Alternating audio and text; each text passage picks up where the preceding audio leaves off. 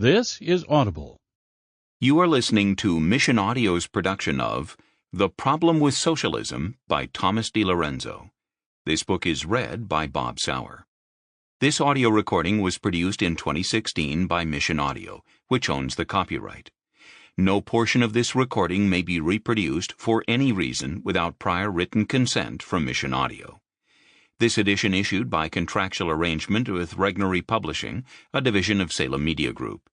Originally published in English as The Problem with Socialism, copyright 2016 by Thomas DiLorenzo, all rights reserved. Please visit booksinaudio.com to offer your impressions of this work and to explore additional titles. Dedicated to all the victims of socialism, past, present, and future.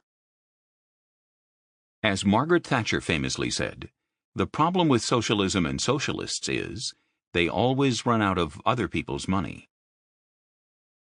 Chapter 1. The Problem with Socialism.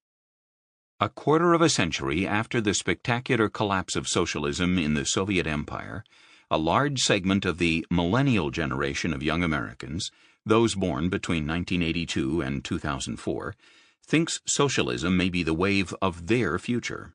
A 2015 YouGov.com poll revealed that 43% of Americans between the ages of 18 and 29 had a favorable opinion of socialism, and that they have a higher opinion of socialism than they do of capitalism. Who says the public schools are not teaching the kids much these days?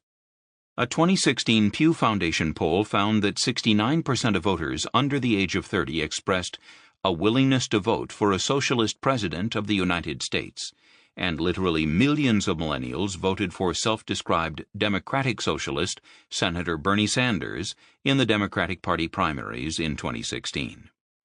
Sanders won majorities of the under-30 vote in several major state primaries, campaigning on a platform of free higher education, free health care, and a vastly increased welfare state. Did America forget what socialist means? Asked one pundit in response to this youthful fascination with neo-Marxism. Apparently so. Just as apparent is the fact that many younger Americans believe that there is a Santa Claus after all, stripped of all his religious significance as St. Nicholas, of course, who can and should give them free education, free health care, free whatever they want, because they deserve it. But government is not Santa Claus, and nothing is free. Uncle Sam has not been replaced by Uncle Santa. Someone has to pay for all those doctors, nurses, hospitals, medicines, X-ray machines, ambulances, and everything else associated with health care. The public schools are not free either. They are paid for with billions of dollars in property taxes and other taxes imposed by federal, state, and local governments. The same goes for free higher education that is occasionally promised by political demagogues like Senator Sanders. What socialists like Senator Sanders should say, if they want to be truthful and straightforward, is not that government can offer citizens anything for free, but that they want health care and much else to become a government-run monopoly, financed entirely with taxes.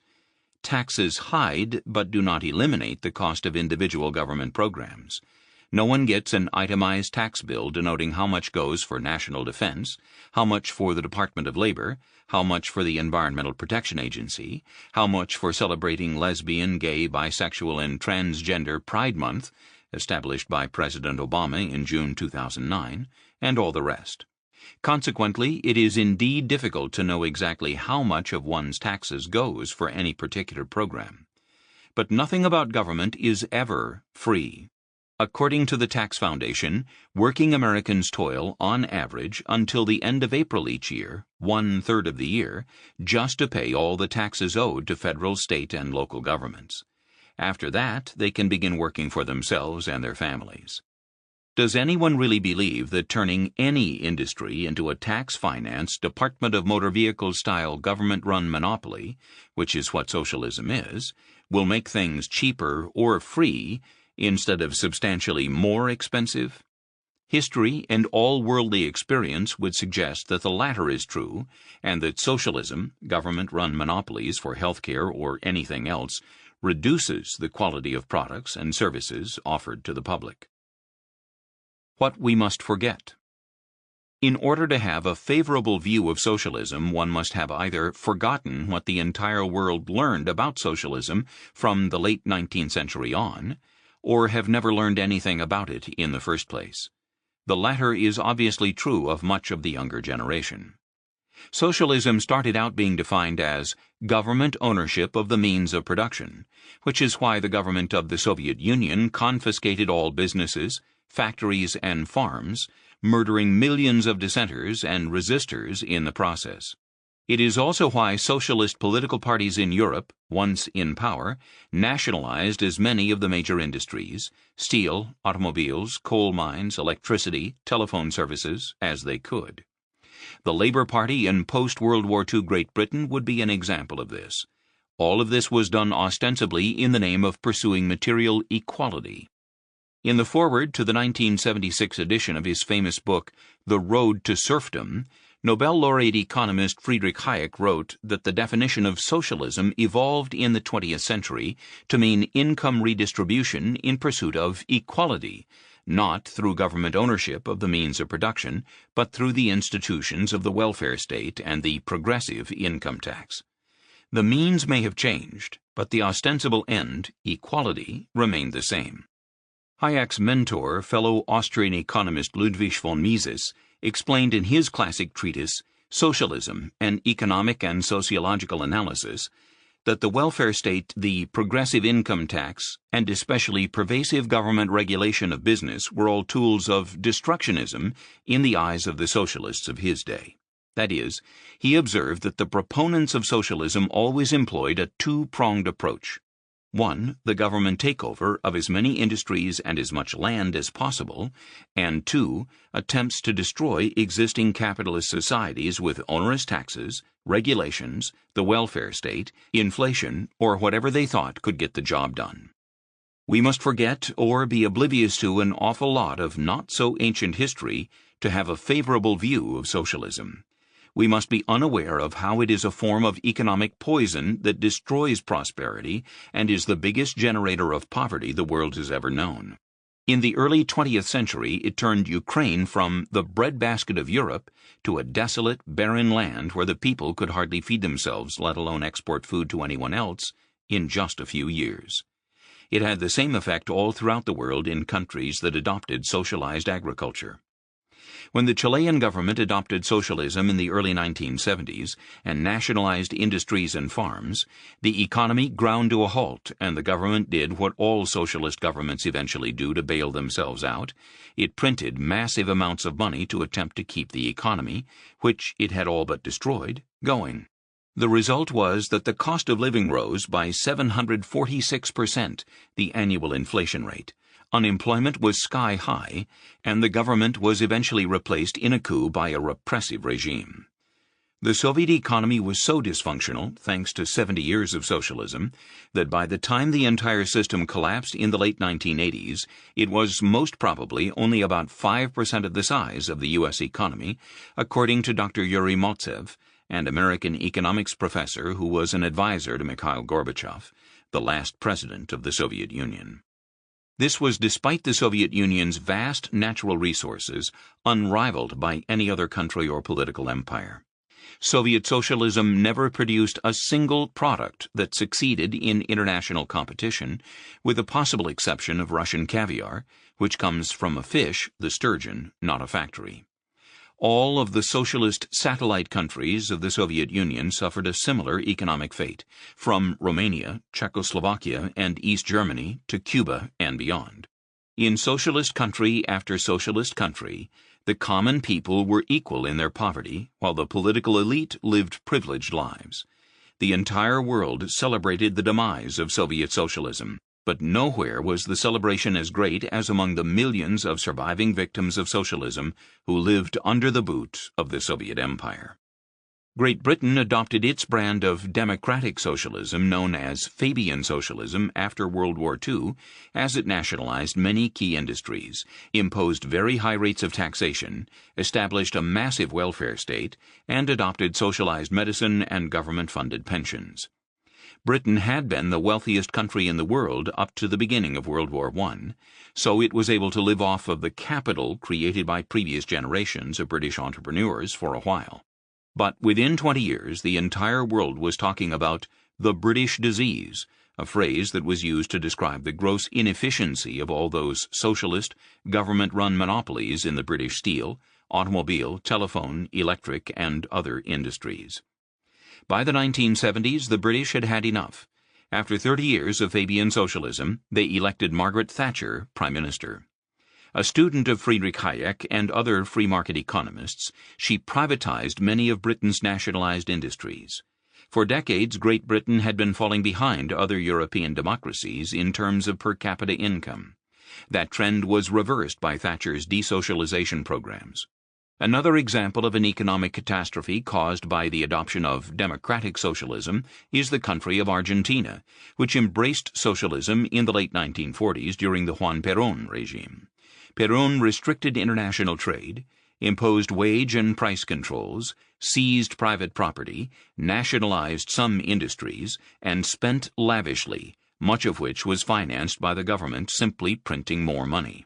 The predictable result was economic ruination and hyperinflation that led to Perón's ouster in 1955 by military coup. Argentina, however, remained socialist.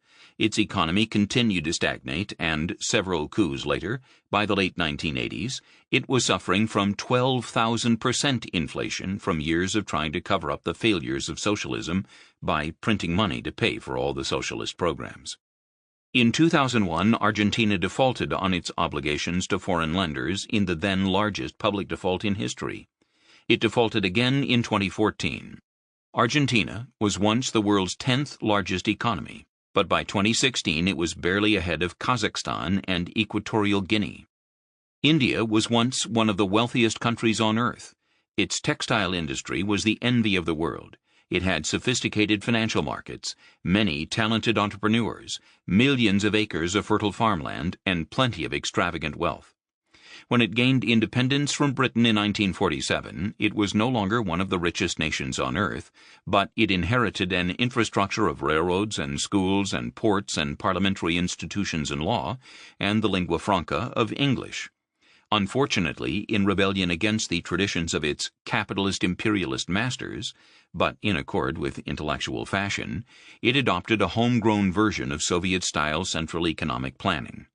Under Prime Minister Nehru and his top economic planning minister, Prasanta Chandra Mahalanobis, India adopted a series of 5-year plans modeled after the notoriously failed Soviet 5-year plans. The Marxist economic model that was used to justify these plans was one that was first developed by a Soviet economist named G.A. Feldman. It eventually came to be known as the Feldman-Mahalanobis model for a socialist, centrally planned economy. It was no more successful in India than it was in the Soviet Union, as India, after independence, became synonymous with poverty. In the 1980s, Indian Prime Minister Rajiv Gandhi essentially gave up on socialism and cut taxes and deregulated and privatized industries. The result was that India's economy finally became revitalized and started to create wider prosperity. Economist George Aite, a professor at American University and native of Ghana, is the author of several scholarly books about how socialism destroyed the economies of many post-colonial African countries that rejected capitalism and adopted socialism in the 1960s. African leaders took the position that Soviet-style socialism, with the state determining the economic destiny of the people, was the best way to move Africa toward economic prosperity. Many foreign companies were nationalized and numerous state-owned enterprises were established. Roadblocks and passbook systems were employed to control the movement of Africans. Marketing boards and export regulations were tightened to fleece the cash crop producers. Price controls were imposed on farmers and merchants. Bewildering arrays of restrictions were imposed on imports, capital transfers, industry, wages, trade unions, prices, rents, interest rates, and the like. Only socialism will save Africa was the slogan of African political elites. The result was that, 40 years later, these African countries were poorer than they had been as colonies. The African political elites, however, were fabulously wealthy, with billions of dollars stolen from public treasuries and bribery a necessary condition to get anything done. Socialism is as alien to Africa as it is to the rest of the world, wrote Professor Aite, who recounts the long history of private property and entrepreneurship among Africans before the alien ideology of socialism was imposed after independence. Nobody can defend socialism on the basis of the African tradition, he concluded. For most of the Cold War years, the starkest difference between a capitalist and a socialist economy was the comparison of communist China with nearby Hong Kong. Hong Kong was one of the freest economies in the world under British rule, with a modest, flat income tax and very little government regulation of business. That recipe made Hong Kong, with no natural resources to speak of except for a large harbor, one of the most prosperous countries on earth. By contrast, socialist China experienced the usual economic stagnation and backwardness that is the hallmark of all socialist economies. China abruptly liberalized a large part of its economy beginning in the late 1970s by allowing private enterprises and even private banks, to some extent, to exist. The creation of a free enterprise segment of the Chinese economy, combined with the typical Chinese Confucian work ethic and entrepreneurial spirit that is on display all over the world, began to produce prosperity. By the beginning of the 21st century, China had become one of the biggest, if not the biggest, manufacturing economies in the world. A little bit of desocialization can go a very long way in terms of creating prosperity and eliminating poverty in previously socialist countries. China has a long way to go, but its people have benefited greatly from these first steps away from socialism. What also must be forgotten if one is to have a favorable opinion of socialism is that government control of an economy, whether done in the name of equality, environmentalism, or anything else, has long been associated with the destruction of civil liberties, especially freedom of speech.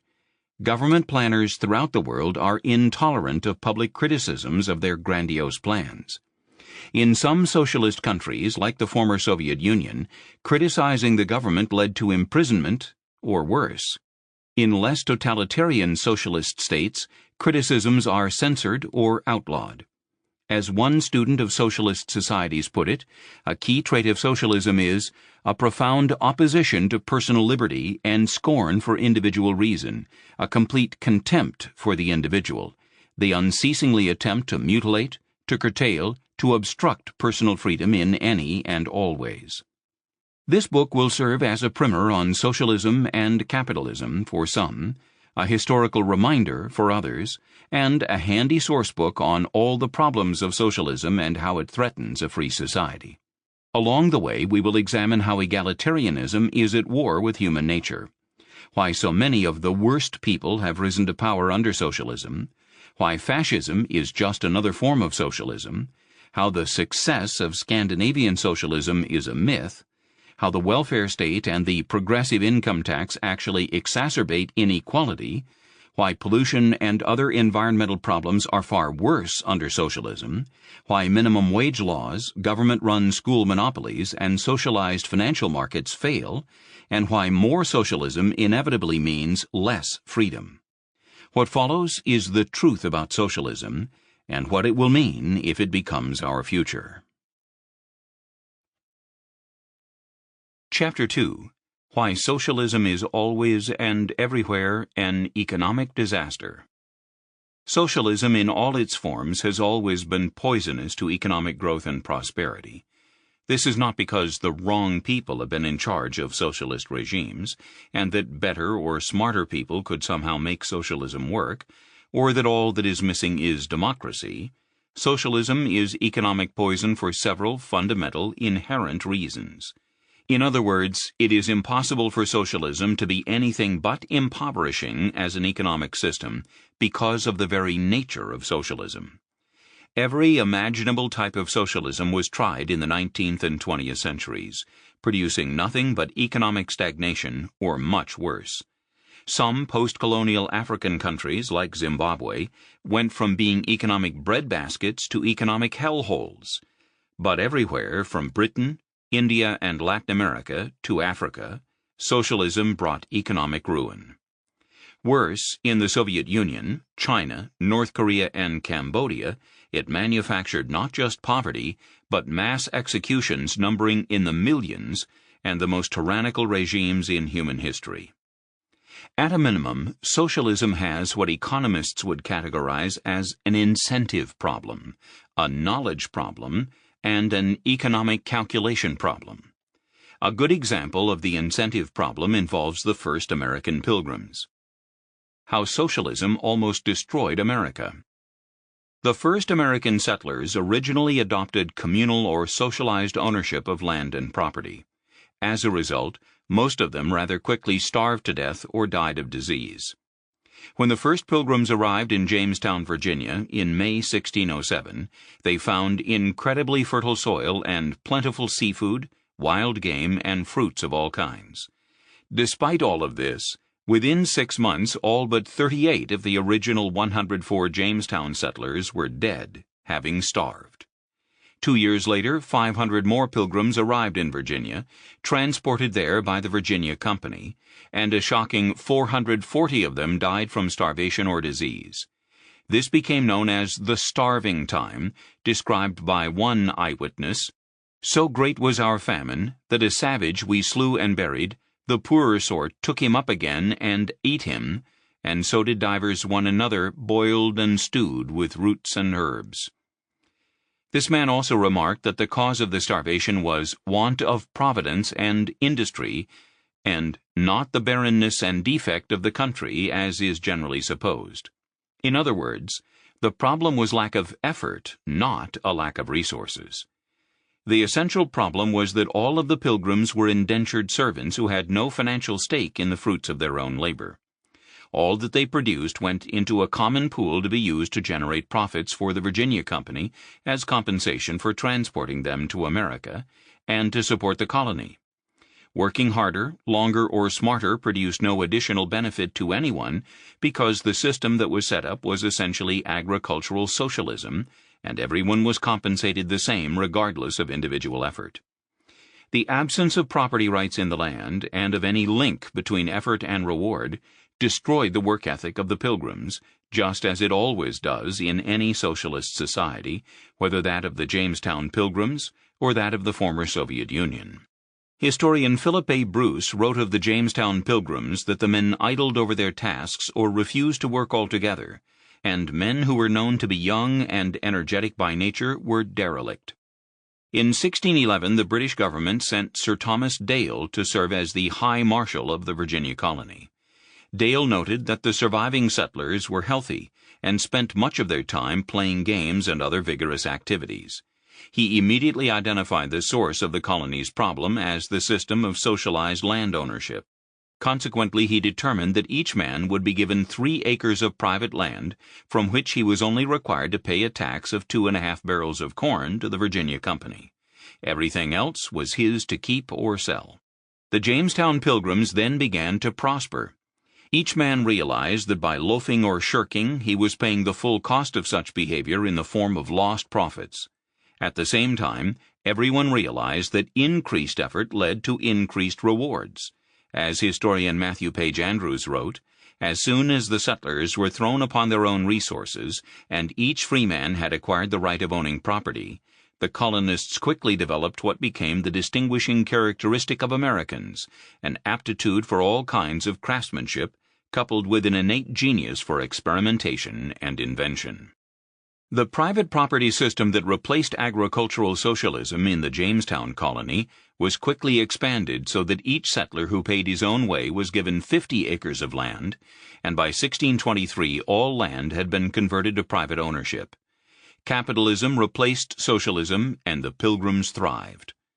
The same tragic mistake of adopting agricultural socialism was made in the Massachusetts colony, where about half of the original Pilgrims who landed in Cape Cod in 1620 were dead within a few months.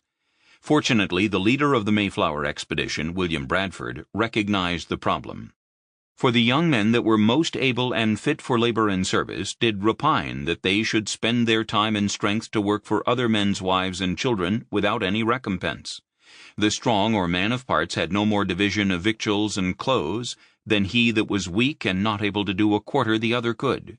This was thought injustice. And for men's wives to be commanded to do service for other men, as dressing their meat, washing their clothes, etc., they deemed it a kind of slavery, neither could many husbands brook it. Socialism was the root cause of the starving pilgrims in the original Massachusetts colony. Bradford recognized this and, like his Virginia predecessors, decided to abandon agricultural socialism and allow private property ownership. In his own words, it was decided that the Pilgrims of Massachusetts should set corn for every man for his own particular, and in that regard trust to themselves, in all other things to go on in the general way as before, and so assigned to every family a parcel of land for present use, and ranged all boys and youth under some family. This had very good success, for it made all hands very industrious, so as much more corn was planted. The women now went willingly into the field, and took their little ones with them to set corn, which before would allege weakness and inability. By 1650, privately owned farms were as predominant in Massachusetts as they were in Virginia and elsewhere in the colonies, and the American economy began to thrive and prosper. The institutions of private property and free markets led to a burst of entrepreneurship and wealth creation. By 1776, the young American economy was 100 times larger than it was in the 1630s, and Americans had already become among the most affluent people in the world. As has been proven hundreds of times in world history, whenever socialism is applied, economic disaster, even to the point of starvation, follows. As the economist Murray Rothbard wrote, by the early 20th century, everyone, socialists and non-socialists alike, had long realized that socialism suffered from an incentive problem. If, for example, everyone under socialism were to receive an equal income, or, in another variant, everyone was supposed to produce according to his ability, but receive according to his needs, then, to sum it up in the famous question, who, under socialism, will take out the garbage? That is, what will be the incentive to do the grubby jobs, and furthermore, to do them well? Or, to put it another way, what would be the incentive to work hard and be productive at any job? 150 years of experiments with socialism in dozens of countries, large and small, prove the truthfulness of Rothbard's admonition. Russia was the world's largest exporter of grain before adopting socialism in 1917. Because of socialized agriculture, as many as 10 million Russians died of starvation in the 1920s and 1930s. When Mao Zedong socialized Chinese agriculture, as many as 30 million Chinese starved to death between 1959 and 1962. Socialism produced horrifying human disasters in Cambodia, Ghana, Ethiopia, Tanzania, and other countries during the 20th century. The exact same kinds of results occurred in manufacturing and all other industries under 20th century socialism. For, as economist David Osterfeld wrote, socialism by its very nature rewards sloth and indolence and penalizes diligence and hard work. It therefore establishes incentives that are incompatible with its self-proclaimed goal of material prosperity. The inherent dilemma of socialism is that individuals who respond rationally to the incentives confronting them will produce results that are irrational for the community as a whole. In the early 20th century, some socialists argued that socialism would somehow rather magically transform human beings, effectively taking the place of God to create a new socialist man who would no longer be acquisitive and interested in pursuing his own self-interest. This was long ago proven to be a farce, as it never occurred anywhere on earth, despite the use of terror and mass murder by the former Soviet Union, China, Cuba, and other socialist regimes in vain attempts to prove their theory to be correct. The knowledge problem. A second reason for the inherent and inescapable failures of socialism as an economic system is known in the economics profession as the knowledge problem. This problem is associated with the writings of the Nobel Prize-winning economist Friedrich Hayek, who first explained the idea in a 1945 academic journal article entitled The Use of Knowledge in Society. In that article, Hayek explained that the kind of knowledge that makes the economic world go round is not just scientific knowledge, but the detailed and idiosyncratic knowledge of the particular circumstances of time and place that the millions of people who make up the world economy possess and utilize to perform their unique jobs and live their lives. No government planner could possibly possess, let alone efficiently utilize, such vast knowledge. For example, consider something as simple as a slice of pizza. What would it take to make a pizza from scratch? Well, the first ingredient would be dough, which would require a wheat farm to raise the wheat that is turned into flour, which in turn is turned into pizza dough. The wheat farm requires all of the engineering know-how that is used to build all of the tractors and other farm equipment, farm tools, fertilizers, irrigation systems, and whatnot. Then there is the grain storage business and all that goes into it, along with the trucking industry that is used to transport the grain. The transportation industry requires gasoline or diesel fuel, which means the petroleum industry must become involved, including all of the sophisticated engineering knowledge that is used to extract petroleum from the earth or the ocean floor and refine it into gasoline. So far, considering just one ingredient of a common pizza, dough, we learned that it requires the efforts of probably hundreds, if not thousands of people from all over the world, all with very specialized knowledge of the particular circumstances of time and place that they use to do their jobs.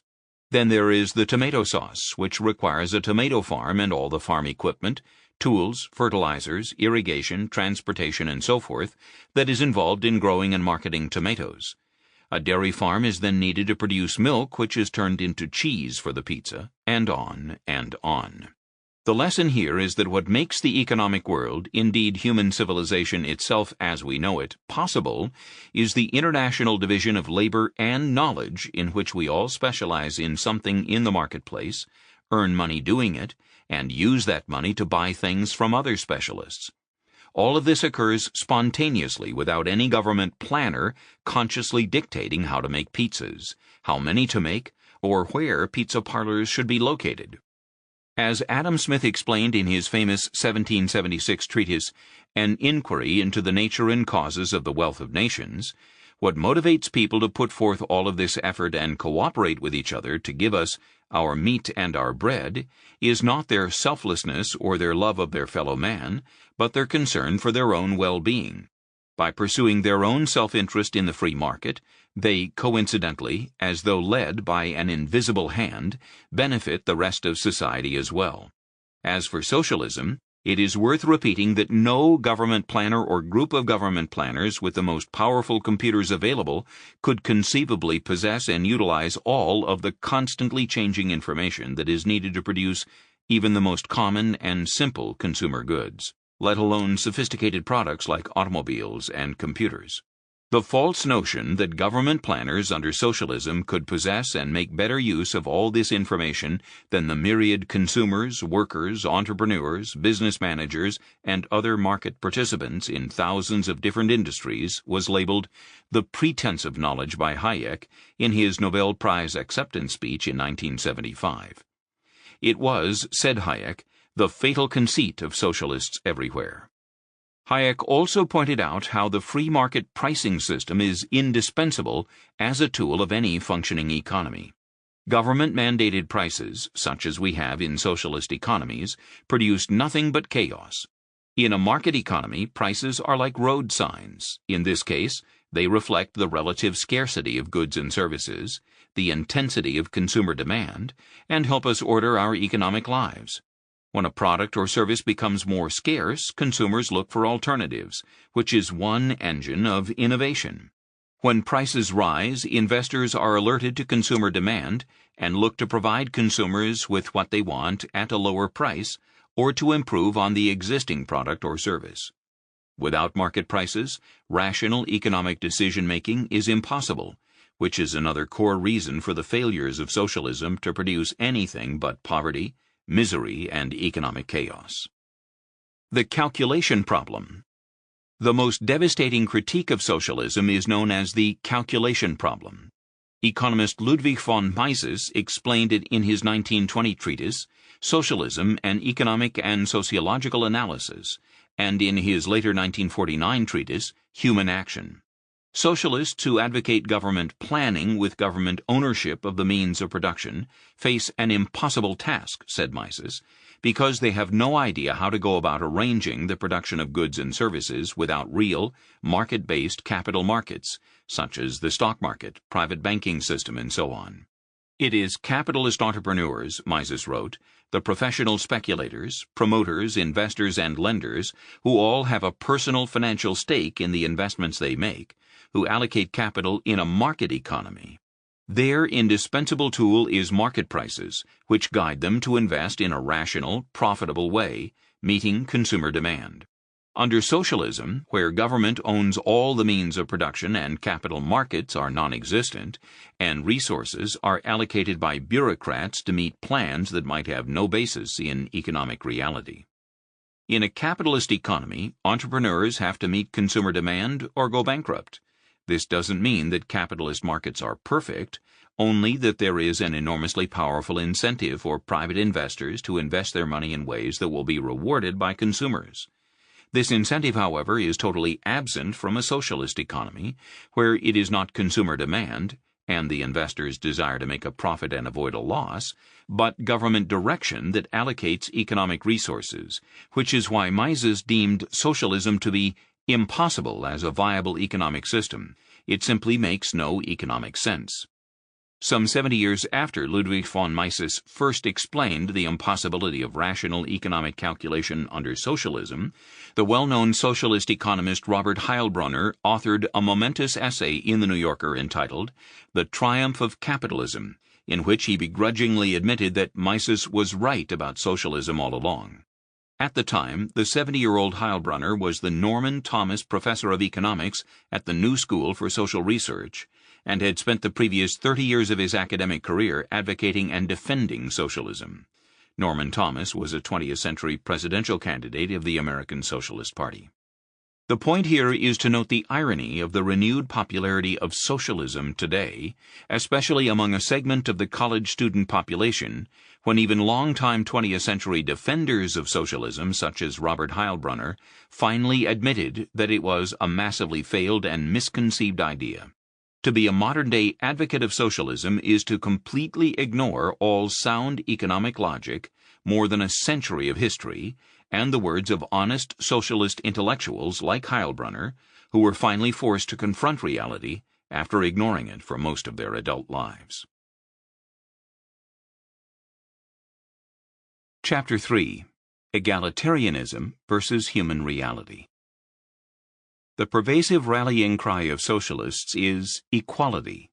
Capitalism creates too many inequities, they say, but they ignore the fact that all human beings are unique, and inequality is thus inevitable. The relentless socialist crusade for equality is not just a revolt against reality, it is nothing less than a recipe for the destruction of normal human society, as the Russian and Chinese socialists of the 20th century, among others, proved. In the name of socialist equality, they destroyed their economies, condemned hundreds of millions to poverty, and executed millions of dissenters. And even after all that, they never created anything remotely like an egalitarian society. Democratic socialist countries that have not gone to these murderous extremes have nevertheless been content to live off of the capital accumulated from limited or previous free markets in their countries. Socialists are less concerned about equality before the law or equal rights to liberty than they are with material equality, which of necessity has to be forced upon society by the state. Rabbi Daniel Lapin, a clergyman who is also an economic writer and speaker, points out that anything made by God, whether it be human or stones, which can range from small pebbles to glittering diamonds of infinite variety, is unique, while things made by man, like bricks, can be made uniform. The essence of the socialist enterprise is to use the coercive powers of government to turn us all into identical bricks. The desire to turn unique human beings into identical socialist bricks explains why socialist regimes are often totalitarian, because it is the only way they can make a serious attempt to achieve their aims. The socialist obsession with equality has always been at war with the division of labor and knowledge that comes naturally in a market or capitalist economy. Ludwig von Mises noted that the fundamental social phenomenon is the division of labor and its counterpart, human cooperation, which in turn is what leads to economic progress and development. The uniqueness of every human being, our differing physical abilities, mental abilities, and interests, different aptitudes, preferences ad infinitum, mean that we naturally tend to specialize in something, to focus on what we do best. In a market economy, this allows us to specialize in what we do best and get paid for it, and then trade with other specialists for the goods and services we desire. An obvious consequence of this is that a capitalist economy creates an interconnected community that constantly strives to supply all of us with the best goods and services at the lowest price. It provides employment for people of all imaginable talents and abilities. It blows past subsistence economies, where one individual or family or village has to do everything itself. It creates wealth which can support charity, and it encourages international trade because not only are human beings unique, but so are their material and geographical resources. No government program, for instance, can ever change the fact that Saudi Arabia is a vast desert with huge supplies of oil, or that the American Midwest contains millions of acres of some of the most fertile farmland on earth. The Saudis specialize in oil and sell it to Americans. Americans specialize in agriculture and sell food to the Saudis, whose irrigation systems, as sophisticated as they are, still render agricultural production several times more expensive than what can be achieved by American farmers. The international division of labor, as much as a domestic division of labor, results in everyone becoming more prosperous. Another point is that the division of labor and knowledge has always spawned a different kind of human cooperation in the form of teamwork, for many tasks cannot be performed by single individuals. Hence, people tend to become specialists not only in some skill or trade, but also as members of a team that produces goods and services. The division of labor and the pursuit of profit encourage human cooperation. In a market economy, people are paid and businesses earn profits, or incur losses, strictly according to how good a job they do in meeting consumer demand. A good definition of capitalism in this regard would be, give me that which I want, and I will give you that which you want. Inequalities of income are inevitable because of competition. Some businesses and entrepreneurs do better than others. The key point, though, is that the market is fluid. Businesses can change or improve. Workers can find more profitable enterprises or better ways to apply their skills. To socialists, it is not just generic inequality that is wrong and has to be eliminated by government. There is also the so-called iron law of oligarchy. This is the insight that in every organization or activity, a few people will typically emerge as the leaders or top producers. Thomas Jefferson called this the phenomenon of a natural aristocracy. We see it with elite athletes in professional sports, top-of-the-chart musicians and entertainers, Fortune 500 companies, lists of the top 100 doctors, lawyers, or schools, and so forth. In a market economy, such elite individuals and institutions can demand higher wages or tuitions, or whatever, than the average. To most of us, there is nothing wrong with this. But socialists and sometimes mere bureaucrats often think differently. The great H.L. Mencken noted that all governments, not just explicitly socialist ones, are enemies of the most energetic, productive, and motivated. In his words, all government, in its essence, is a conspiracy against the superior man. Its one permanent object is to oppress him and cripple him. If it be aristocratic in organization, then it seeks to protect the man who is superior only in law against the man who is superior in fact. If it be democratic, then it seeks to protect the man who is inferior in every way against both. One of its primary functions is to regiment men by force, to make them as much alike as possible and as dependent upon one another as possible, to search out and combat originality among men. All it can see in an original idea is potential change, and hence an invasion of its prerogatives. The most dangerous man to any government is the man who is able to think things out for himself without regard to the prevailing superstitions and taboos. This is because government justifies itself by regulations, and regulations seek to impose uniformity and government control. Almost every government intervention in the economic sphere is, in reality, an attack on the natural division of labor and knowledge, the glue that holds human civilization together, in favor of a bureaucratic diktat. Every minimum wage, maximum hour law, progressive income tax, welfare state program, labor regulation, employment quota, tax on dividend income, special corporation income tax, and on, whittles away at the societal benefits of the division of labor in the forever failing attempts to use governmental force to achieve the holy grail of material equality. Karl Marx, the most famous of socialism's founding fathers, harshly condemned the division of labor and the inequality it produced, and sought to eliminate it precisely in order to destroy existing societies so that they could be replaced by presumed communist utopias.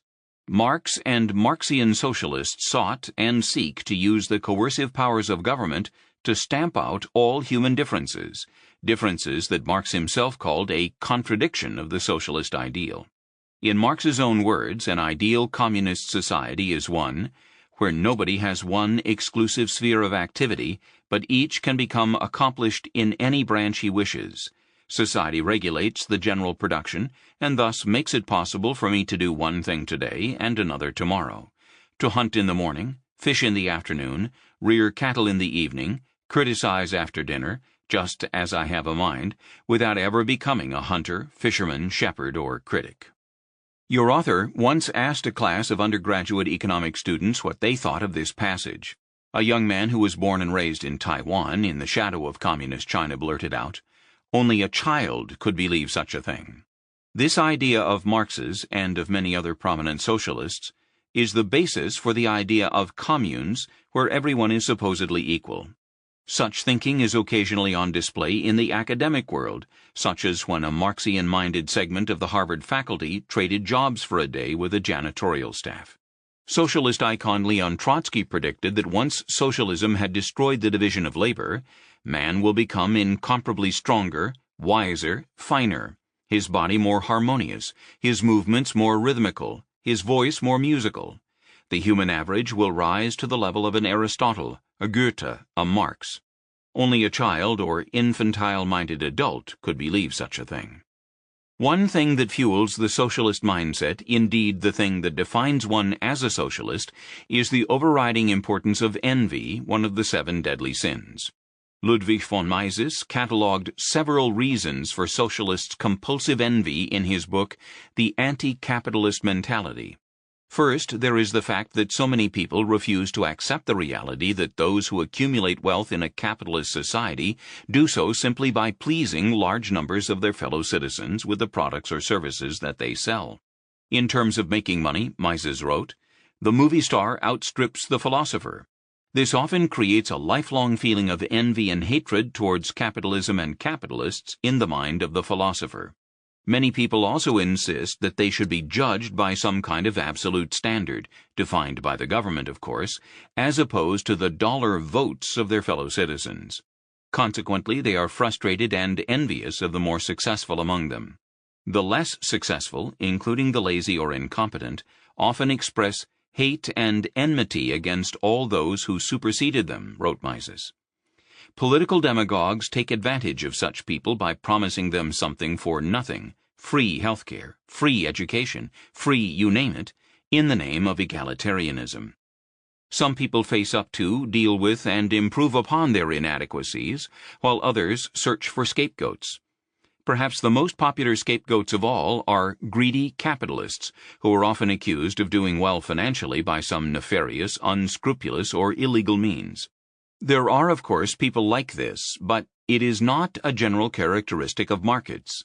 There are sinners in all walks of life, not just the business world, and in a market economy, as opposed to a socialist government monopoly economy, where bribes are often a fact of life, no one wants to do business with dishonest people, so the market penalizes the cheaters, and products with bad reputations don't get purchased. Moreover, to preserve the integrity of markets, a market-friendly society always has laws against fraud. But envy is a powerful emotion, and so is fear, even among the wealthy and successful. Mises offered an intriguing analysis of why so many in the entertainment industry, for instance, are egalitarian socialists. Entertainers, he noted, serve consumers whose tastes can be capricious and unaccountable. Consequently, many actors, directors, and movie producers are rich and famous one morning and may be forgotten the next day. This inherent instability of fame and fortune is what makes so many in the entertainment industry so critical of capitalism and so embracing of socialism, even though it is the freedom of capitalism that makes them rich and famous in the first place. A similar phenomenon exists in the literary world, where trash novels outsell serious works of nonfiction by many orders of magnitude. The tycoon of the book market is the author of fiction for the masses, Mises observed. This breeds resentment among intellectuals who write non-fiction books that languish on university library shelves. They tend to blame this inequity on the unfairness of capitalism. But it is not inequity and unfairness that are at the root of socialist envy.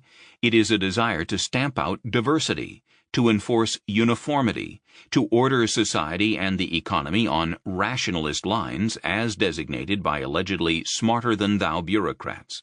The result, as history has shown, is often tyranny of an almost unimaginable ferocity. Numerous writers have understood this and written about it, sometimes very entertainingly.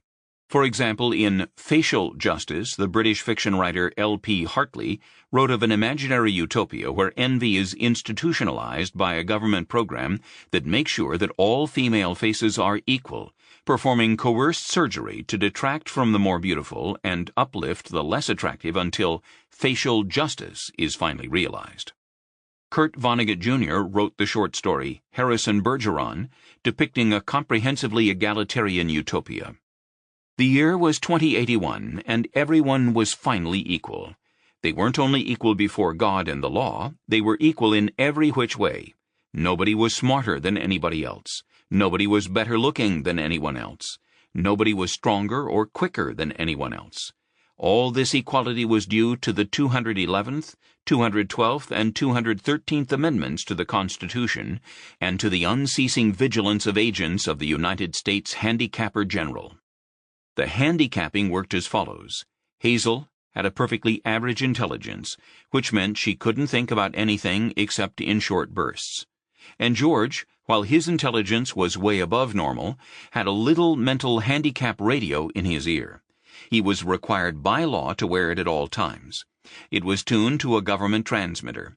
Every 20 seconds or so, the transmitter would send out some sharp noise to keep people like George from taking unfair advantage of their brains. Egalitarianism has been lampooned in horror fiction, wrote economist Murray Rothbard, because, when the implications of such a world are fully spelled out, we recognize that such a world and such attempts are profoundly anti-human. Being anti-human in the deepest sense, the egalitarian goal is therefore evil, and any attempts in the direction of such a goal must be considered as evil as well. Chapter 4. Islands of Socialism, the Follies of Government Enterprise. There are degrees of socialism just as there are degrees of capitalism. Even the Soviet Union was not 100% socialist because it permitted a small percentage of farmland to be privately owned. The Russian communists understood that without private property in agriculture, they could never produce enough food to feed their population. There were also pervasive black markets or an underground economy in the Soviet Union, small islands of capitalism that allowed many to live above subsistence levels. Today, every democratic country has islands of socialism in a sea of capitalism. Government-run enterprises like the U.S. Postal Service, state and local government public works departments, police, firefighters, garbage collection, schools, electric, natural gas and water utilities, transportation services, financial institutions like Fannie Mae, and dozens more. Indeed, many functions that are routinely performed by private businesses are also done by government-run enterprises. Decades of research in economics and simple experience show that government-run enterprises are, as a rule, vastly more inefficient and offer products or services of far worse quality than private businesses. Economists have a bureaucratic rule of two, which holds that the per-unit cost of a government service will be on average twice as high as a comparable service offered in the competitive private sector. In a free market economy, businesses that do a good job of giving the people what they want at competitive prices are rewarded with profits.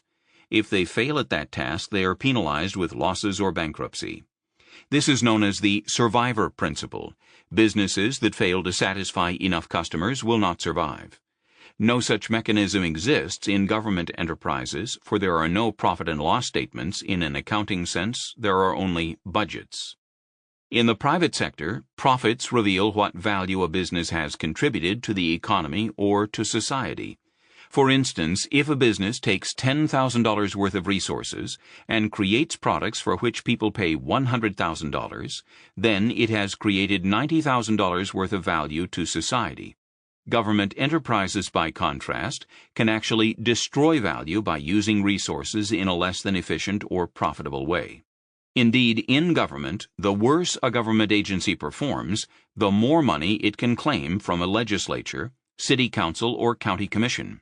If state-run schools fail to educate children, then obviously they need more money, even if government-run schools often already spend several times more per student than private schools do. If the welfare state fails to reduce or actually increases poverty, then obviously, say the bureaucrats, we need to expand welfare programs even further. The Obama administration actually bragged about expanding food stamp rolls and claimed they were good for the economy. The socialist enterprises of federal, state, and local governments are paid for by taxpayer subsidies. Failure to pay taxes or to pay less than what the government demands leads to heavy fines, government confiscation of property, and/or imprisonment. In the private sector, by contrast, there is no forcible payment, and businessmen investing in their own businesses have to create and market products and services that consumers want and will buy of their own free will, which also means at a reasonable price. Government bureaucrats at best monopolize services that were once provided by the private sector and, in doing so, increase the cost and reduce the quality. Often they do worse than that, creating taxpayer-financed boondoggles for which there was never any real consumer demand in the first place, but mere bureaucratic whim.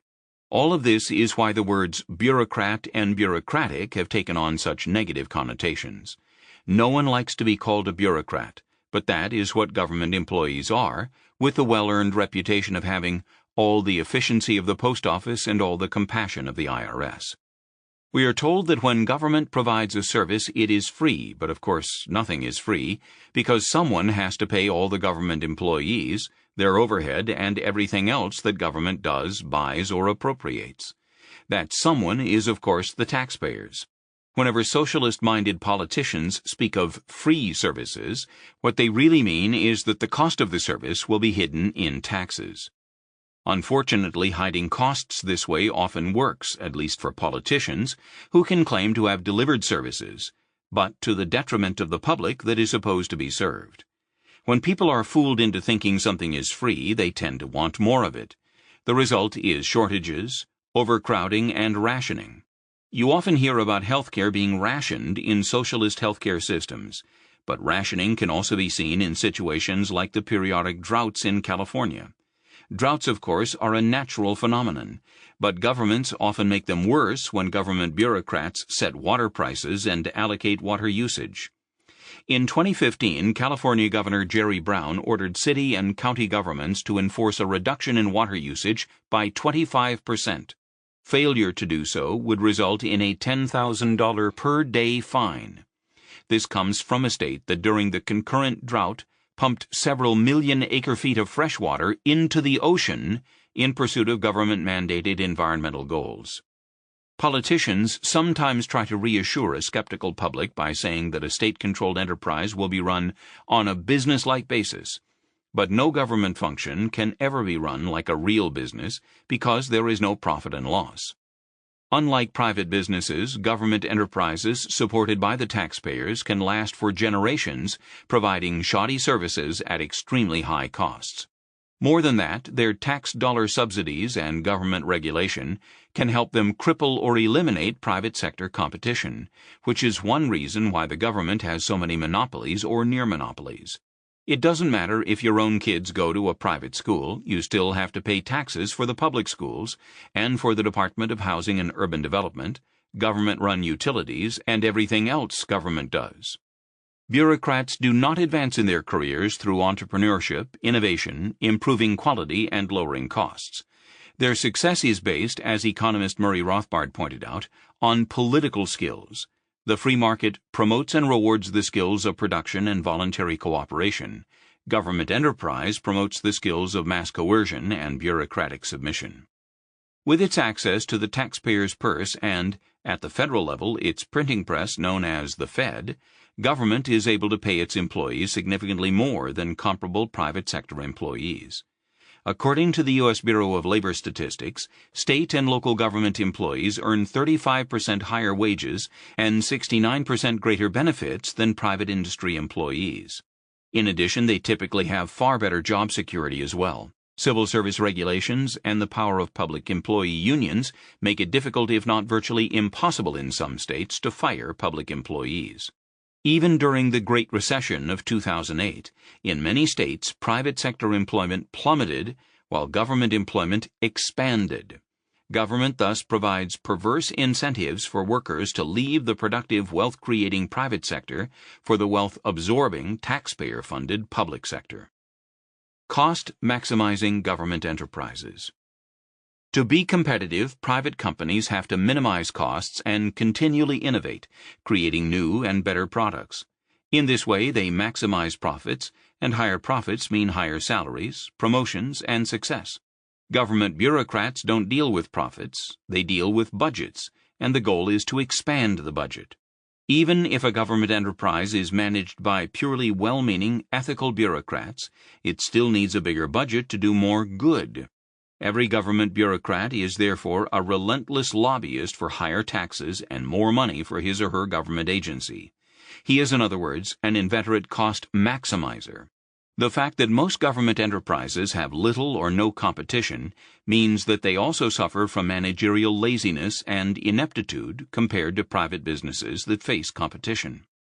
Government agencies are notorious not only for wild spending binges at the end of every budget year, in order to justify more funding, and for overstaffing, a great way to spend money year after year, but for promoting incompetent government employees to another agency or division in a different location because of the near impossibility of firing them.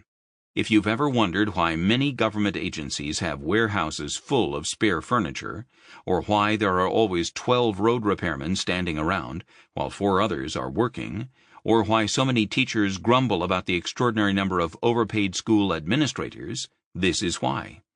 In government, waste and inefficiency is good, failure is success, and incompetence is rewarded. For politicians, taxpayer-funded programs are benefits and ways of buying votes. Likewise, expanding the number of taxpayer-funded federal, state, and local employees is a form of patronage. Politicians who support public employee unions get public employee votes and union funding. But the general public would be a lot better off, materially and otherwise, if government shrank and more people lived not off of the taxpayer's dime, but off of their own efforts to create better products and services that people will actually pay for of their own free will. That's how real economic and human progress is made. Chapter 5. Why the worst rise to the top under socialism. Perhaps the defining characteristic of socialism is the governmental imposition of one plan for all of society. Socialism is nothing if it is not planning. This is not to say that socialism introduces the idea of planning into society. Every human being plans his way through life, day in and day out. We all plan our family lives, our work days, our education, our career paths, our children's future. Socialism is the forceful substitution of governmental plans for individual plans. Hence, it does not really matter if it is imposed on a society by a majority-rule democracy or a totalitarian dictatorship. In either case, everyone in society is subjected to the coercive forces of the state in enforcing its plans for the whole society. Obamacare will have the same effect on American society whether it was imposed by democratic politics or by a dictator. In his classic book, The Road to Serfdom, Friedrich Hayek explained that because collectivism of all kinds, including socialism, necessarily involves the coerced imposition of some governmental plan or plans on the population, such a system attracts as its political leaders some of the most immoral and unethical people in society. For, once the governmental plans are in place and begin to fail, as they inevitably will because of all the inherent economic weaknesses of socialism that we've already touched on, then the democratic statesman who sets out to plan economic life will soon be confronted with the alternative of either assuming dictatorial powers or abandoning his plans and admitting failure. He would soon have to choose between disregard of ordinary morals and failure. It is for this reason that the unscrupulous and uninhibited are likely to be more successful in a socialist society seeking to impose government planning of more and more aspects of its citizens' lives. Those with the least qualms about depriving their fellow citizens of their civil liberties, or even brutalizing and abusing them, will rise to the top of such a society.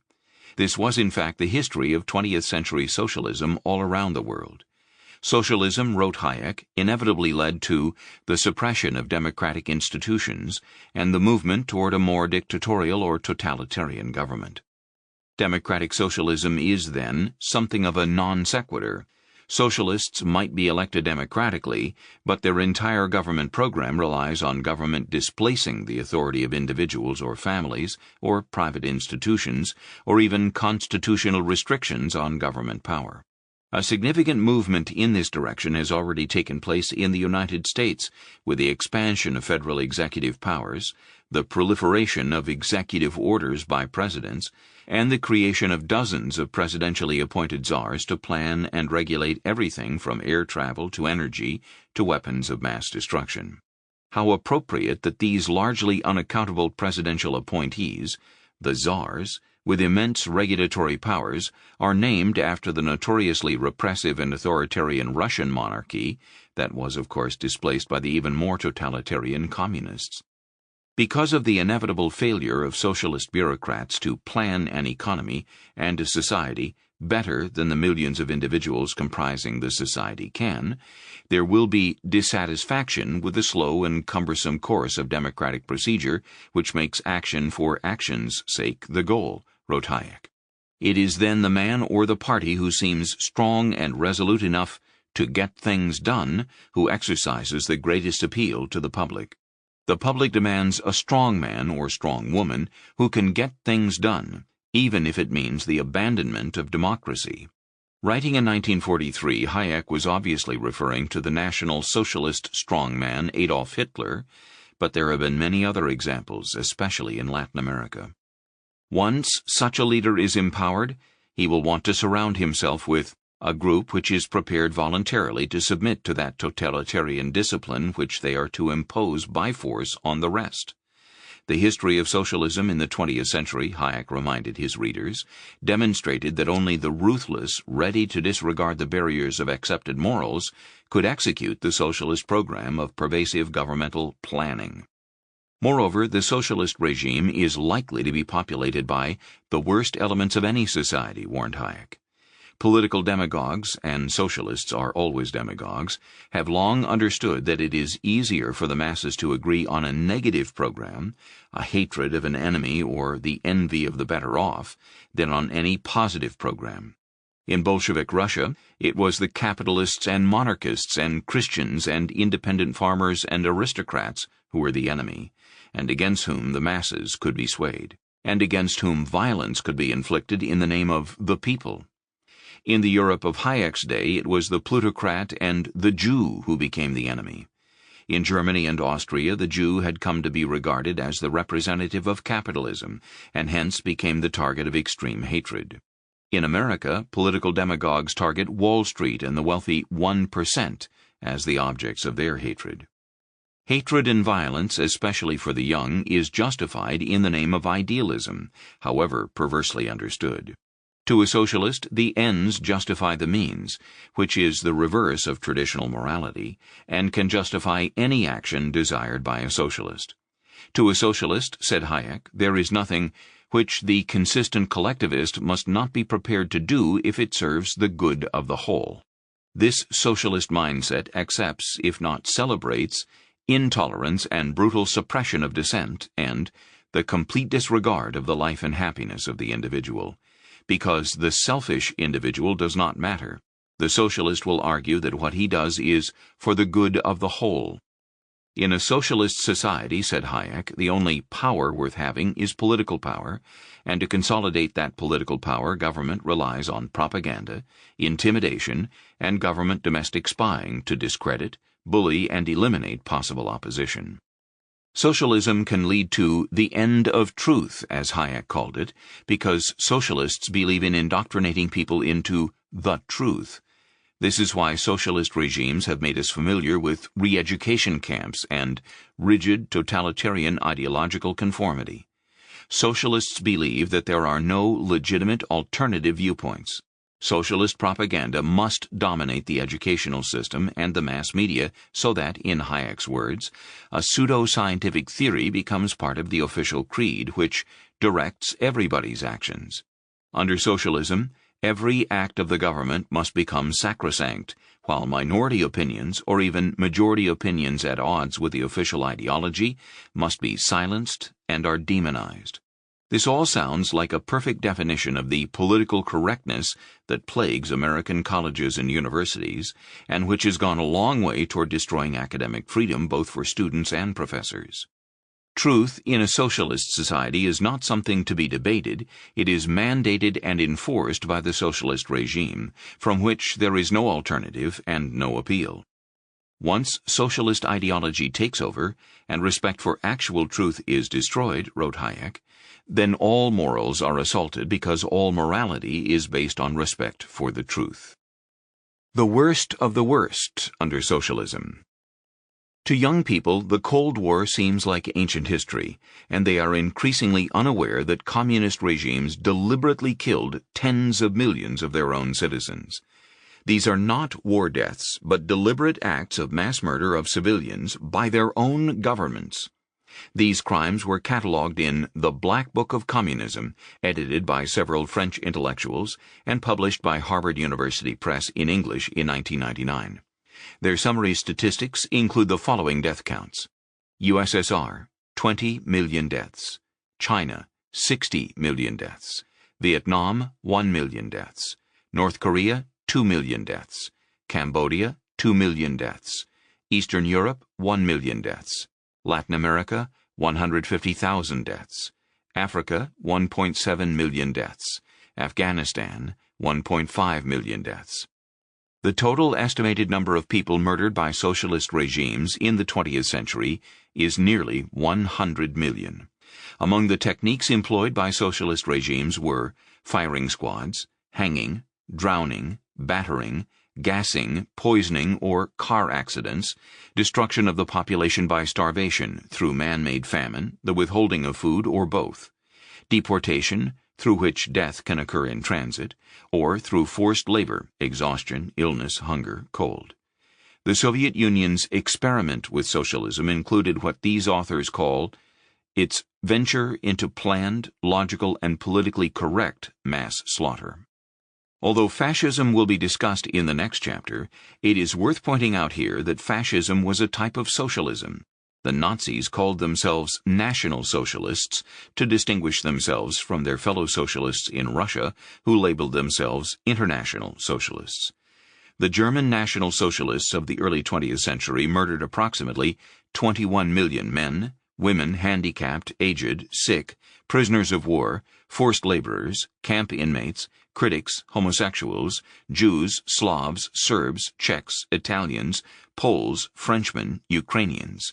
Among them were 1 million children under 18 years of age, according to sociologist R.J. Rummel, who spent his entire academic career documenting democide, or death by government. Socialist ideology and absolute power are the critical variables in Soviet democide, wrote Rummel. They explain how individual communists could beat, torture and murder by the hundreds, and sleep well at night. Grim tasks to be sure, but after all, they were working for the greater good, he wrote sarcastically, echoing Hayek. Russia's international socialists were very egalitarian in their mass murdering of any and all who might be suspected of having doubts about the glories of their socialist nirvana. As Rummel explained, some of the socialist victims were from the wrong class, bourgeoisie, landowners, aristocrats, kulaks.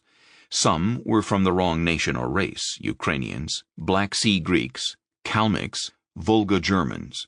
Some were from the wrong political faction, Trotskyites, Mensheviks, social revolutionaries. Some were just their sons and daughters, wives and husbands, or mothers and fathers. And some were in lands occupied by the Red Army, Balts, Germans, Poles, Hungarians, Romanians. Then some were simply in the way of social progress, like the mass of peasants or religious believers. And some were eliminated because of their potential opposition, such as writers, teachers, churchmen, or the military high command. The Soviet government actually had a system of quotas handed down to its functionaries and henchmen. Rummel quotes Vladimir Petrov, a Soviet spy who defected in the 1950s, who revealed a written order once given to him saying, "You are charged with the task of exterminating 10,000 enemies of the people. Report results by signal." When the Soviets weren't committing acts of mass murder, they were involved in the sadistic torture of those suspected of being potential political dissenters. One Polish citizen who was imprisoned by the Soviets wrote in his memoir of how he was beaten with a hard rubber truncheon, whipped, had his hair torn, endured cigarette burns, had his fingers burned, was deprived of sleep for 9 days, and worse.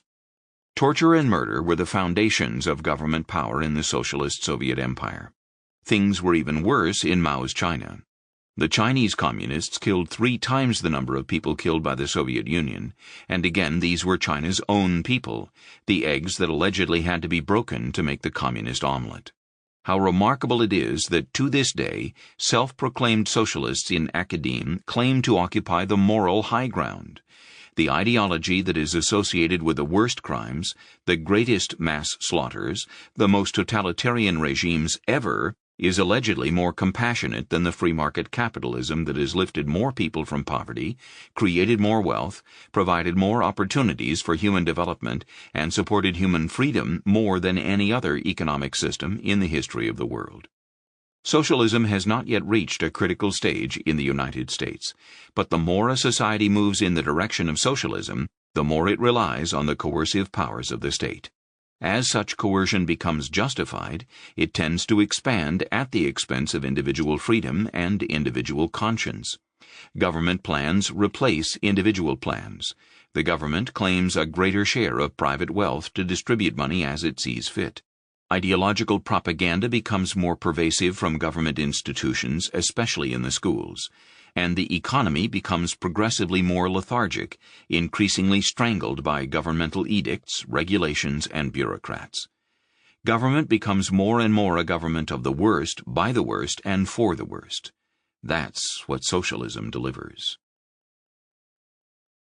Chapter 6. The Socialist Roots of Fascism. There are few words in the English language that have as negative a connotation as fascism. The word brings to mind the horrors of Nazi Germany, Japanese imperialism during the first half of the 20th century, and Hitler's ally, the Italian dictator Mussolini. After World War II, the socialist dictator of the Soviet Union, Joseph Stalin, engineered a rhetorical propaganda coup with the help of the worldwide socialist movement by repeating the notion that the only alternative to Russian socialism was fascism. Classical liberalism, with its emphasis on individual freedom, free market economics, peace, and constitutionalism, was treated as though it never existed. Indeed, it was conflated with one of its deadliest enemies and opponents, fascism. But, as we've seen, socialists are never much concerned about truth. The truth is that fascism was always a form of socialism. Benito Mussolini, the founder of fascist Italy, had been an international socialist before a national socialist, the latter being the essence of fascism. Nationalist socialism was also content to allow private business to survive as long as it was directed by government subsidies and policy, a form of socialist control that in our own country goes by the name of crony capitalism, where government rewards its political friends rather than allowing the operation of a free market. In 2007, the University of Chicago Press published Hayek's The Road to Serfdom as Volume 2 of The Collected Works of F.A. Hayek, edited by economist Bruce Caldwell. This version of the book included several appendices, including a 1933 essay that Hayek wrote entitled Nazi Socialism. The socialist character of National Socialism, Nazism, has been quite generally unrecognized, Hayek wrote. German businessmen who supported the Nazi Party were incredibly short-sighted, said Hayek, for they did not recognize the pervasive anti-capitalism that was at the heart of National Socialism. Referring to the economic policy positions of the Nazi Party, as opposed to its militarism and anti-Semitism, Hayek noted that the Nazi policy platform was full of ideas resembling those of the early socialists.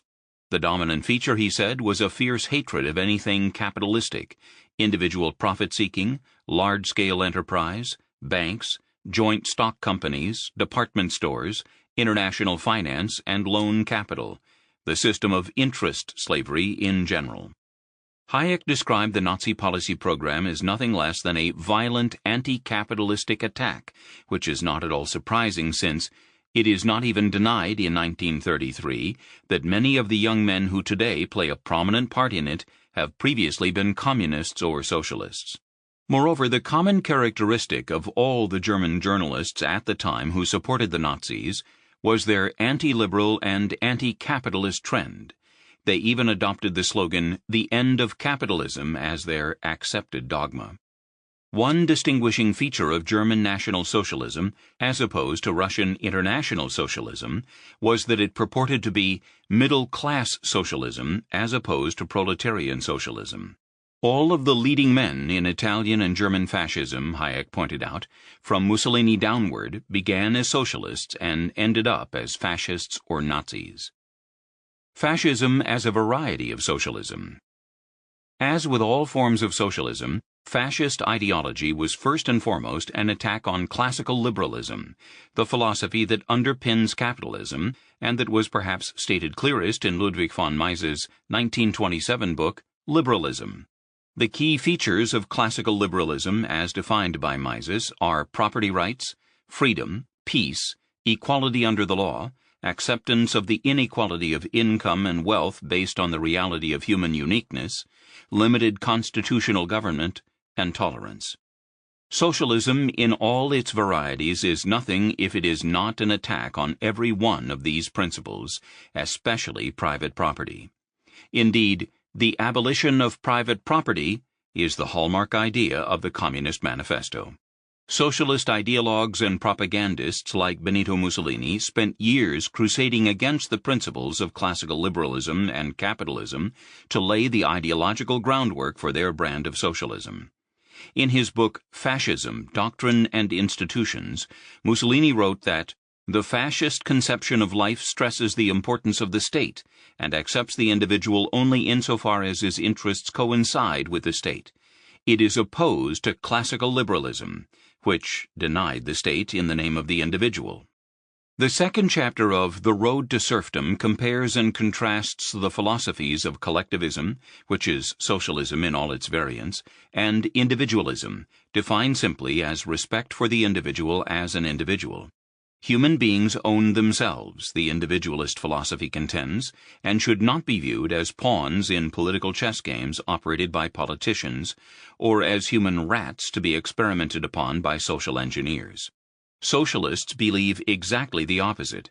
As expressed by Mussolini himself, the maxim that society exists only for the well-being and freedom of the individuals composing it does not seem to be in conformity with nature's plans, which care only for the species and seem ready to sacrifice the individual.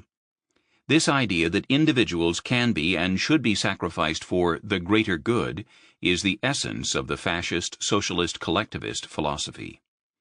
Mussolini declared classical liberal ideas to be dead when he pontificated that, If the 19th century was the century of the individual, liberalism implies individualism, we are free to believe that this is the collective century, and therefore the century of the state.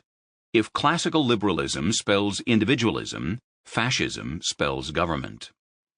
Like Marx and Engels in the Communist Manifesto, Mussolini harshly denounced capitalism and free markets. He bemoaned the selfish pursuit of material prosperity, declared fascism to be a reaction against the flaccid materialistic conception of happiness, and implored his audiences to reject the economistic literature of the 18th century, presumably referring to the free market writings of Adam Smith. Italian and German fascists nationalized many but not all industries. They allowed a much larger degree of private property ownership and private business ownership than the Russian socialists did, but the key was that private business was to be heavily regulated and regimented, so that it operated in the interests of the nation as a whole, as defined by the government. As explained by the Italian fascist apologist Fausto Pitigliani, the function of private enterprise is assessed from the standpoint of public interest, and hence an owner or director of a business undertaking is responsible before the state for his production policy. Thus, Italian fascism was an assault on private property and private enterprise, only in a slightly different form than under Russian socialism. Both forms of socialism advocated pervasive government planning of the economy and society. Pitigliani called for a government plan which comprises the harmonious gradations of the economic life of the nation, whatever that means, while Mussolini promised that centralized government planning would introduce order in the economic field, as opposed to the supposed chaos of capitalism. Consequently, the Mussolini regime established government regulatory agencies that dictated orders to every business, every industry, and every labor union, all in the name of governmental coordination. It achieved the basic aims of socialism, government control of the means of production, while leaving corporate managers in place.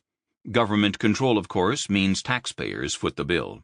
As Italian writer Gaetano Salvemini explained in his book Under the Axe of Fascism, in December 1932, a fascist financial expert estimated that more than 8.5 billion lire had been paid out by the government from 1923 to 1932 in order to help depressed industries.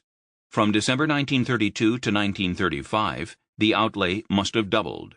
Massive government regulation and taxpayer bailouts of failing favored industries meant that Italian fascism, like every other form of socialism, was an economic failure. German National Socialism. German fascists, like their Italian allies and communist rivals, waged a relentless propaganda campaign against classical liberalism and capitalism. One of the intellectual fathers of German fascism was Paul Lensch, who wrote in his book 3 Years of World Revolution, "This class of people, who unconsciously reason from English standards, comprises the whole German bourgeoisie. Their political notions of freedom and civic right, of constitutionalism and parliamentarianism, are derived from that individualistic conception of the world of which English liberalism is a classical embodiment, and which was adopted by the spokesmen of the German bourgeoisie in the 50s, 60s, and 70s of the 19th century. But these standards are old-fashioned and shattered, just as old-fashioned English liberalism has been shattered. What has to be done now is to get rid of these inherited political ideas and to assist in the growth of a new conception of state and society. In this sphere also socialism must present a conscious and determined opposition to individualism." By English standards, Lensch meant the ideas of such men as Adam Smith and John Locke. German fascism, like all collectivist ideologies, held that individuals must serve the community as defined by the state. As Hitler wrote in Mein Kampf, "The Aryan is not greatest in his mental qualities as such, but in the extent of his willingness to put all his abilities in the service of the community. He willingly subordinates his own ego to the community and, if the hour demands it, even sacrifices it." This was the basic philosophy of the National Socialist German Workers' Party, expressed under the slogan, "The common good comes before the private good." Like Mussolini and the Russian socialists, Hitler condemned hyper-individualism in particular and capitalism in general. The individual was said to have no rights, only duties to the state. The official 25-point program of the Nazi Party, published in 1925, laid this out. It insisted that the activities of the individual must not clash with the interests of the whole, but must proceed within the framework of the community, and must be for the general good. Of course, Hitler would decide for all Germans what constituted the general good. In Soviet Russia, it would be Stalin, and in Italy, Mussolini. The Nazi program announced, "We demand ruthless war upon all those whose activities are injurious to the common interest." This included usurers and profiteers who must be punished with death. The Nazi program condemned private banking by calling for the abolition of the slavery of interest and called for the socialization of land without compensation and the prohibition of all speculation in land. The Nazi program stated, "We demand the education of children at the expense of the state. All schools were to be turned into National Socialist indoctrination academies." Jews were singled out as personifying the hated and despised capitalist system that the Nazis wanted to destroy. The party combats the Jewish materialist spirit within and without us, and is convinced that our nation can achieve permanent health from within only on the principle, the common interest before self-interest. Among the other demands were abolition of unearned incomes, breaking of debt slavery, the nationalization of all associated industries, and an expansion on a large scale of old-age welfare. Children were to be indoctrinated in socialist philosophy as early as the beginning of understanding, and the media were to be under strict government control to prevent known lies about fascism. There was certainly nothing capitalistic about any of this. Much of this was also in the Communist Manifesto, which is not surprising since, as Hayek pointed out, all of the early fascist theorists were first and foremost socialists or had been communists. The Communist Manifesto, published in 1848, contained a 10-point communist platform that called for abolishing the private ownership of land and the nationalization of industry. The German and Italian fascists did not abolish all private property or nationalize all of the means of production, but the Germans nationalized about half of the German economy, according to Hayek, and then took effective control of the rest of it through extensive and pervasive regulation and regimentation of all industry and agriculture, just as Italy had done under Mussolini. The Communist Manifesto also called for centralizing credit in the banks of the state, which the Nazis did, as well as government control of the means of communication. The Nazi program and the Communist Manifesto demanded an obligation for all to work at jobs approved of or prescribed by the state. And of course both advocated some form of what the manifesto called free education for all children in public schools. The educational system had to be nationalized and centralized so as to prevent criticisms of socialism, however it was defined. Perhaps the biggest commonality between Russian, Italian, and German socialism during the 20th century was the creation of a highly centralized bureaucratic state that eradicated political power at the state and local levels. As stated in the final 25th point of the Nazi Party program, we demand the formation of a strong central power in the Reich, along with unlimited authority of the central parliament over the whole Reich. Socialists of all varieties tolerate no opposition, allow no competing authorities, and are at continual war with individuals, families, private organizations, churches, businesses, and local and regional authorities that might oppose or interfere with their grand vision for reordering society. Socialists believe in total control. They want to control you. Chapter 7. The Myth of Successful Scandinavian Socialism.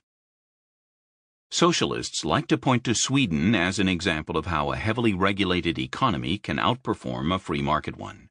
But they're wrong. Socialism nearly wrecked Sweden, and free market reforms are finally bringing its economy back from the brink of disaster. The real source of Sweden's relatively high standard of living has nothing to do with socialism, and everything to do with Sweden avoiding both world wars and jumping into the Industrial Revolution when its economy was one of the freest, least regulated, and least taxed in Europe.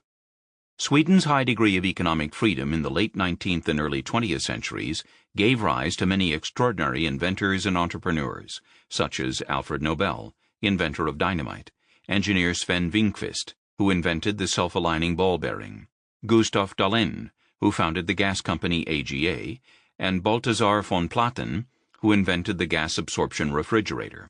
Volvo, Saab, and the telecommunications company Ericsson were also founded during this era.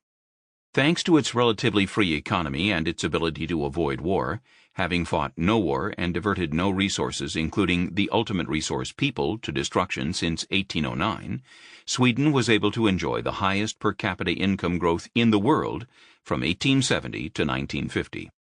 Starting in the 1930s, Swedish politicians became infatuated with fascist-style socialist planning. Fascism, of course, fell out of favor, but in the post-war era, Sweden expanded its planned socialist society with an ever-growing welfare state. Government spending as a percentage of Swedish GDP rose from what today would seem a relatively modest 20% in 1950 to more than 50% by 1975. Taxes, public debt, and the number of government employees expanded relentlessly. Swedes were, in essence, living off of the hard work, investments, and entrepreneurship of previous generations. The country remained relatively prosperous, but could not avoid economic reality. It is impossible to maintain a thriving economy with a regime of high taxes, a wasteful welfare state that pays people not to work, and massive government spending and borrowing. By the 1980s, Sweden's collapse of economic growth and a government attempt to jumpstart the economy with a massive expansion of credit resulted in economic chaos, with stock market and real estate bubbles that burst and interest rates that the Swedish central bank pushed up to 500%. By 1990, Sweden had fallen from 4th to 20th place in international income comparisons. This precipitous economic decline led to a revolt against the socialist regime.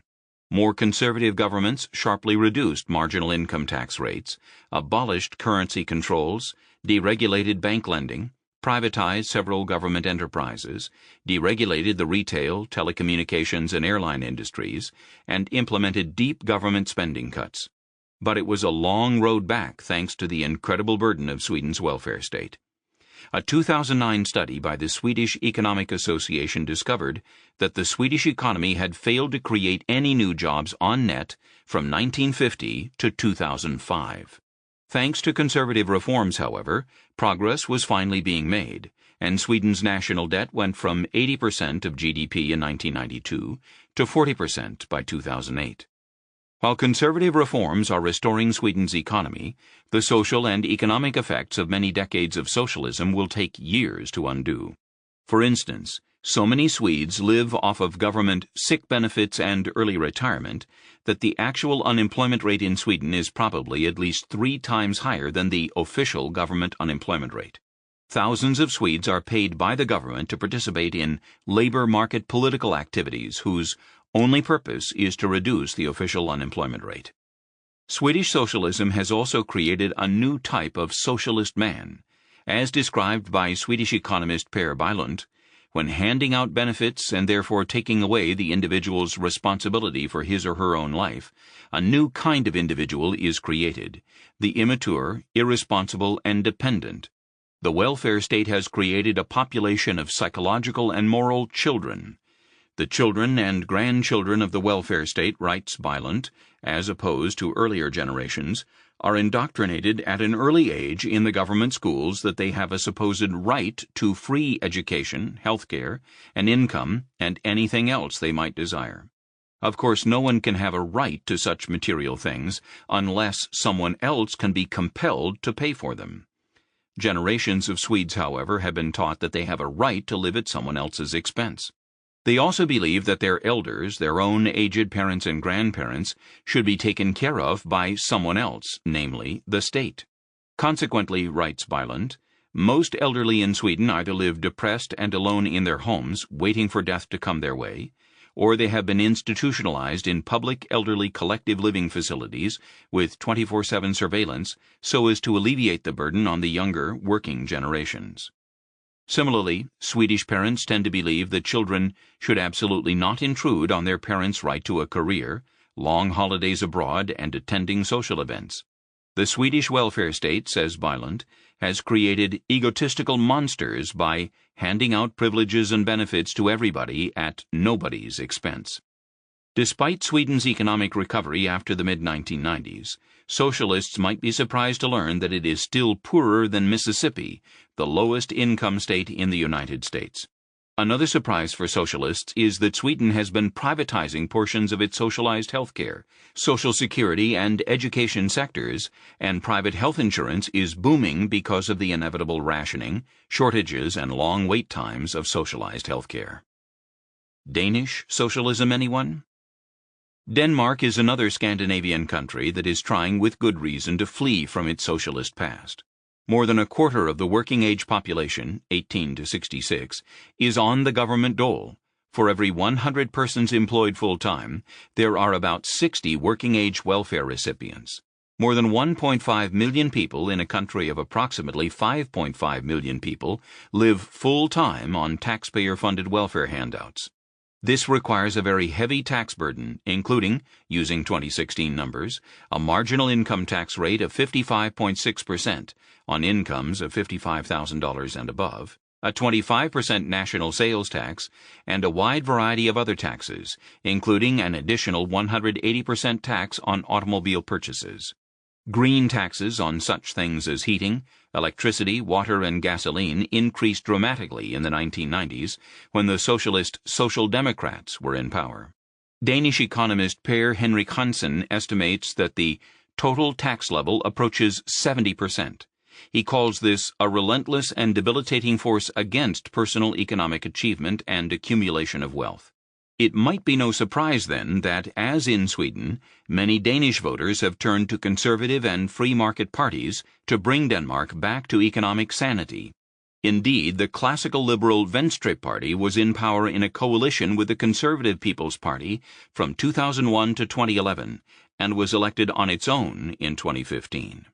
The real lesson, it seems, of Scandinavian socialism is that it wrecks economies and eventually leads to the election of classical liberal and conservative parties to try to undo the damage.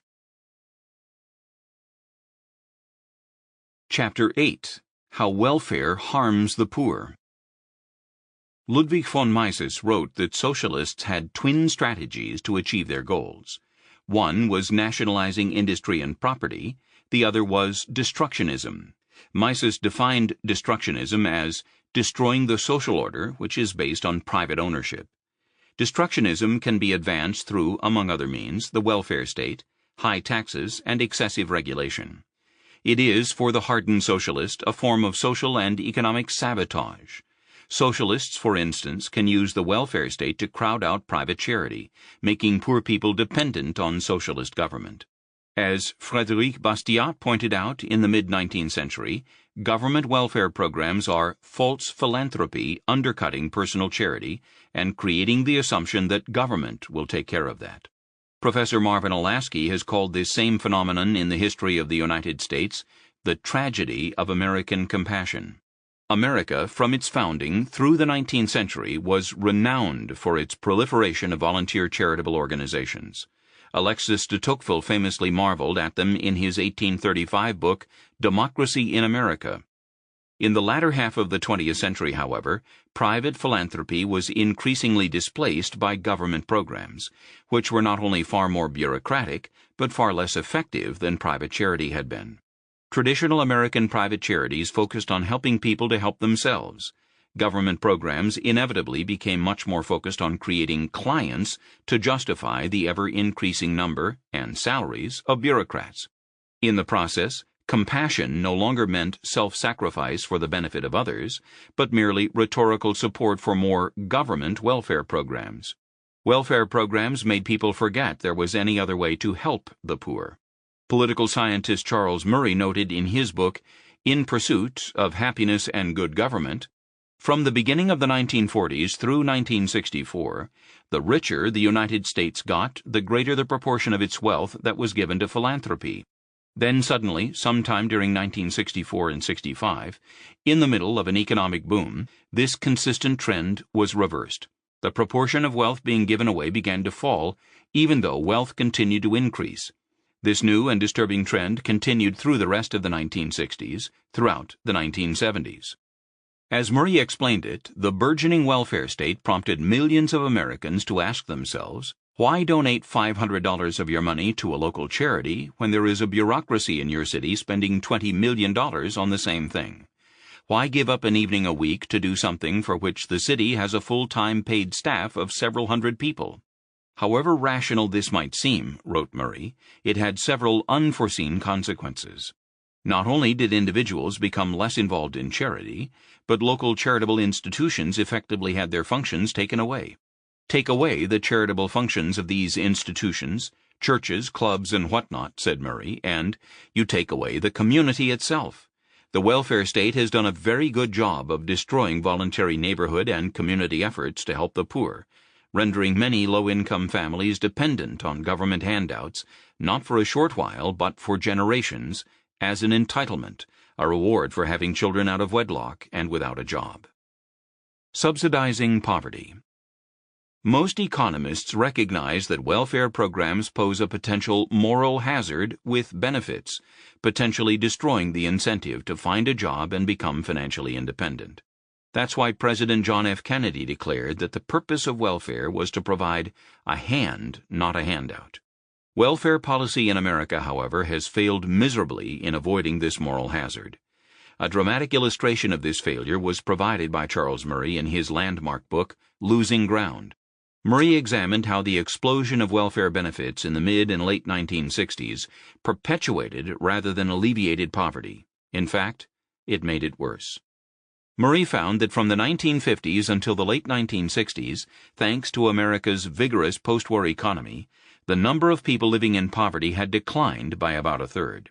But from 1968, as the massive increase in welfare benefits began, to 1980, when Ronald Reagan was elected president, poverty increased by 22%. The poverty we're talking about is latent poverty, which means poverty before you factor in welfare benefits. Poverty went up because poverty became attractive, or to put it another way, welfare discouraged people from getting jobs because the more money one earned, the more one was likely to suffer reduced welfare payments, food stamps, housing subsidies, and other benefits. In 2012, a Congressional Budget Office study found that a welfare single parent with one child who got a job faced a marginal tax rate in terms of lost benefits of between 66% and 95%.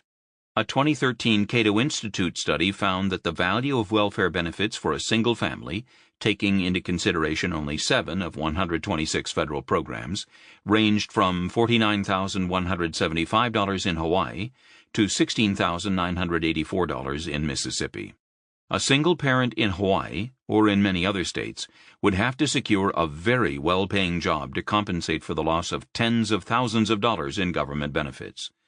The government has, for many welfare families, made getting a job an irrational decision.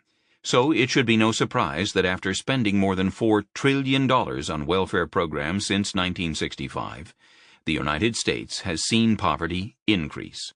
With welfare payments so widespread, the stigma that once attached to not working has gone away, replaced by the sense that those who do work in low-paying jobs are chumps. Murray wrote, "For the first time in American history, it became socially acceptable within poor communities to be unemployed. Welfare programs have become an alternative to work."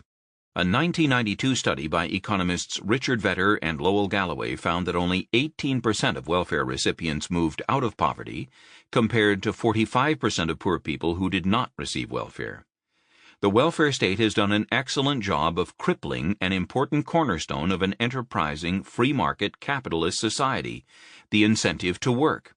Instead, it has created a dependent class that it serves with programs and from whom it benefits, justifying government programs and jobs. The welfare state has also gone a long way toward achieving another goal of many socialists, especially Karl Marx, of the abolition of the family, as Marx and Engels advocated in the Communist Manifesto. This is not to say that the architects of the American welfare state wanted to abolish the family, only that their policies have gone a long way toward achieving it. Between 1960 and 2000, out-of-wedlock births increased by more than 400%, and a big driver of that, especially in black communities, was that single parenthood brings government benefits. In 1950, before the War on Poverty, about 88% of white families and 77% of black families in the United States consisted of husband and wife households. By 1980, the proportion of black families with husband and wife households had declined to 59%. Among white families, it was 85%. And the numbers continue to get worse. In 1960, 73% of kids lived in a traditional two-parent family. In 2013, the number was 46%. Single mothers are much more likely to be poor mothers, and all too often welfare payments have taken the place of a husband with a job. Just as there is no longer a stigma to accepting welfare and not working, the welfare state has removed the stigma of illegitimacy when so many millions of women give birth out of wedlock and receive child support, not from fathers, but from taxpayers. Children born to single parents are 3 times more likely to suffer behavioral or emotional problems. Girls are twice as likely to have children out of wedlock themselves, and boys are twice as likely to become involved in crime. In other words, welfare dependency has a domino effect that not only harms society, but also destroys people's lives. Taking the advice of socialist politicians like Vermont Senator Bernie Sanders to vastly increase the size of the welfare state is bound to increase poverty, increase the incidence of child pathologies, increase the number of children who get involved in crime, increase human misery, and discourage effective private voluntary efforts to help the poor. No one, not even the bureaucrat, really benefits when socialism deconstructs society. In its human costs, socialism makes us all losers. Chapter 9. How Socialized Medicine Kills the Patient and Robs the Taxpayer. When it comes to something as important as healthcare, the last thing anyone should want is for the entire system to become a government-run monopoly. Shortly before Obamacare became law, I received a letter from a Canadian woman praying that Americans did not adopt Canadian-style socialist health care. She told me the story of how her 6-year-old son suddenly became violently ill. She suspected appendicitis, was rushed to an emergency room, and was ignored by medical staff despite his mother's pleas. A doctor finally strolled into their stark, filthy waiting room, dismissed the child's vomiting and soaring fever as just a bug, but ordered blood tests to pacify the mother. 6 hours later, the tests revealed that the child was indeed suffering from appendicitis and was whisked away for an emergency appendectomy. The child's appendicitis was so severe that the surgeon surmised that the child was minutes from dying. It reminded the mother that she had recently read of 3 other people sent home from this same hospital's emergency room who had later died of appendicitis. After she shared her experience of Canada's Soviet-style emergency rooms on Facebook, dozens more stories appeared there, written by Canadians with similar experiences. It is a testament to the power of government propaganda that in Britain and Canada, socialized medicine is popular because it is free, or in other words, hidden in taxes, and because the government runs monopolies, Canadian healthcare is actually far more expensive, and the quality far less than it would be if doctors and hospitals had to compete for patients on the basis of quality and price. It is a myth, of course, but widely believed in Europe, thanks to decades of socialist propaganda, that the poor and elderly receive no health care in the United States. Federal law actually requires hospitals to treat indigent care patients, and Medicaid and Medicare, themselves highly flawed socialist programs, provide coverage for lower-income and over 65 Americans. These are not exactly secrets. Europe's and Canada's leftist politicians purposely lie about this subject in order to deceive their populations about the alleged benefits of healthcare socialism in their countries. In fact, socialist healthcare is based almost entirely on deception. It works this way. Patients usually pay nothing or a minuscule fee at the point of service, thereby forming the false impression that healthcare is free. Because it is free, consumer demand for healthcare skyrockets. Doctors prescribe hordes of often unnecessary tests because they are free to the patient. The costs of providing healthcare, including everything from nursing to ambulance services, inevitably go through the roof. This is why former Texas Senator Phil Gramm, who holds a Ph.D. in economics and taught at Texas A&M University before becoming a congressman and then a senator, said of the Clinton administration plan for healthcare socialism in the 1990s, "There's not enough money in the world to pay for it." As any freshman economics student should know, declaring anything to be a free good or service will cause an explosion of demand, which in turn will ratchet up the costs of providing the good or service. To cover up these costs, socialist governments typically impose price ceilings on everything from doctor's visits and salaries to hospital room rates and technology. A price ceiling is a government-imposed price that is below the existing price. The effect is to stimulate the demand for healthcare services even more. Supply never catches up, generating shortages in everything from doctors to MRI machines. Indeed, after the British and Canadians socialized their healthcare industries and imposed price ceilings on doctor salaries, there was a massive brain drain as highly educated medical professionals migrated to countries like the United States, where they could earn a better living. Governments always respond to the shortages that their policies created by imposing some kind of rationing. In Britain, more than 1 million people are waiting to be admitted to hospitals at any one time. In Canada, one study found that 876,000 people were waiting for treatments. In Norway, more than 270,000 people are daily waiting for hospital admissions and other medical treatment. And in New Zealand, some 90,000 people wait for medical care on any given day. Canadian patients waited more than 8 weeks to see a specialist, and then another 9.5 weeks before treatment, including surgery. In New Zealand, the average waiting time for elderly patients in need of hip or knee replacement surgery is between 300 and 400 days. Some people in New Zealand waited for 2 years for their surgeries. An investigation by a British newspaper found that delays in treatment for colon cancer patients were so long that 20% of the cases were incurable by the time they finally received treatment.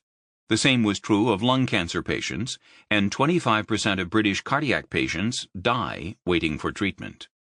Not surprisingly, those who can afford it seek treatment in other countries like the United States. This is especially true of Canadians.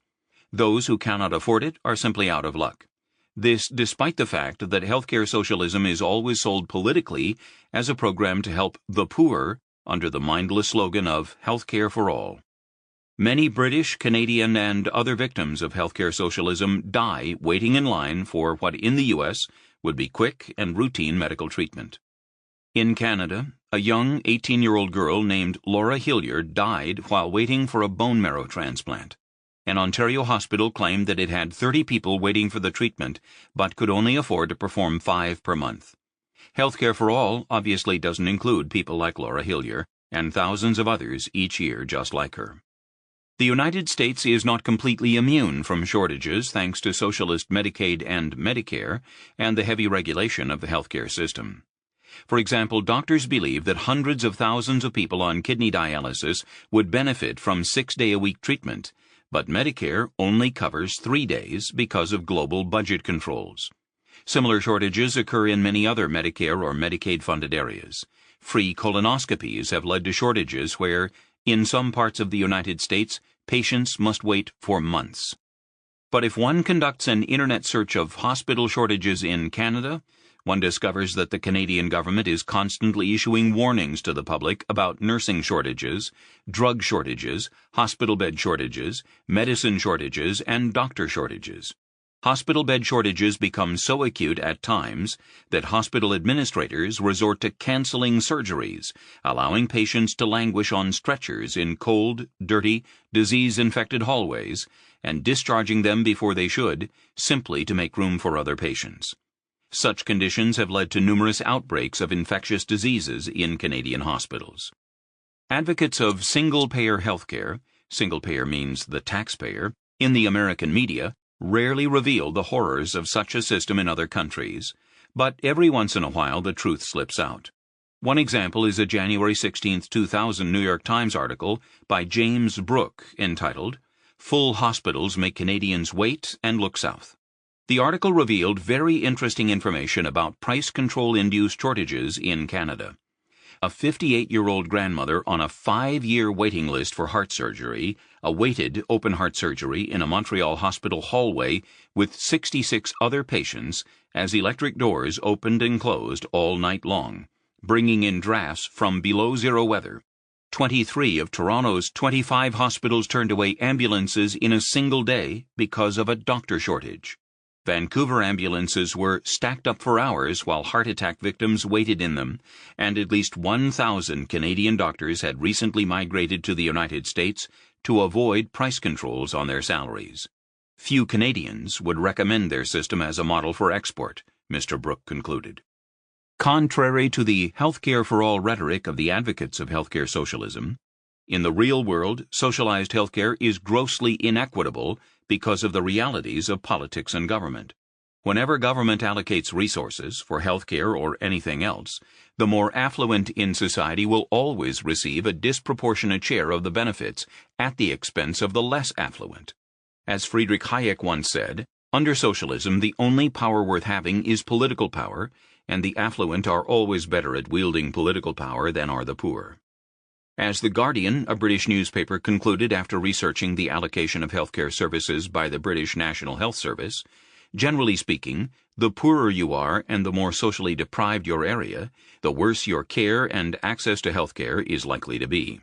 A British publication called The Good Hospital Guide found great disparities in access to healthcare, with the best-performing hospitals near the wealthiest sectors of the city, whereas the hospitals with the worst performance are located in East London, the most economically depressed area of the city.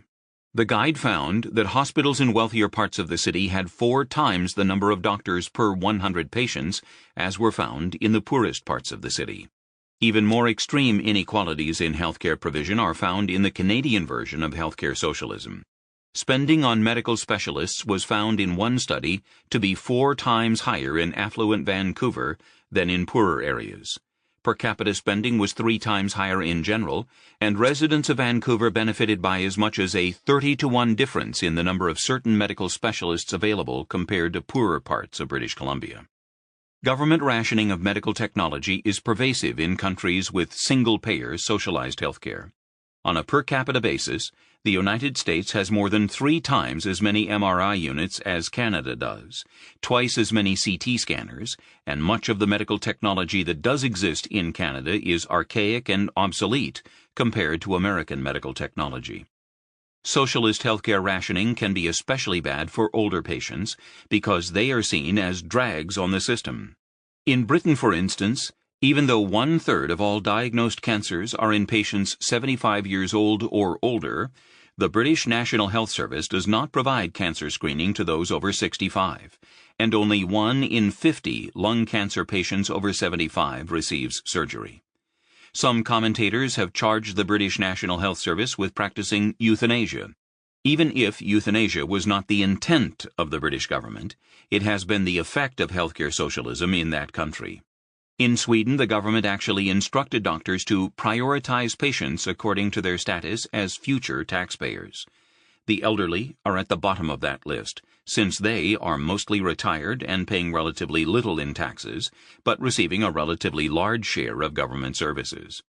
Just as America embarks on the road to healthcare socialism with the adoption of Obamacare, most European countries with socialized medicine are moving away from it by introducing market-oriented reforms that introduce a larger degree of private sector competition in healthcare industries. In England, more than 7 million people have private health insurance, and the British National Health Service is treating patients in private hospitals. There is now almost as much private sector healthcare in Australia as in the United States as a percentage of all healthcare. Sweden allows private healthcare providers to supply almost half of all healthcare services and allows private health insurance, and the Canadian government spends more than $1 billion per year on healthcare services for Canadians delivered by American healthcare providers. Thousands of Canadians essentially take healthcare privatization into their own hands each year by traveling to the United States for care. The Founding Fathers of Healthcare Socialism.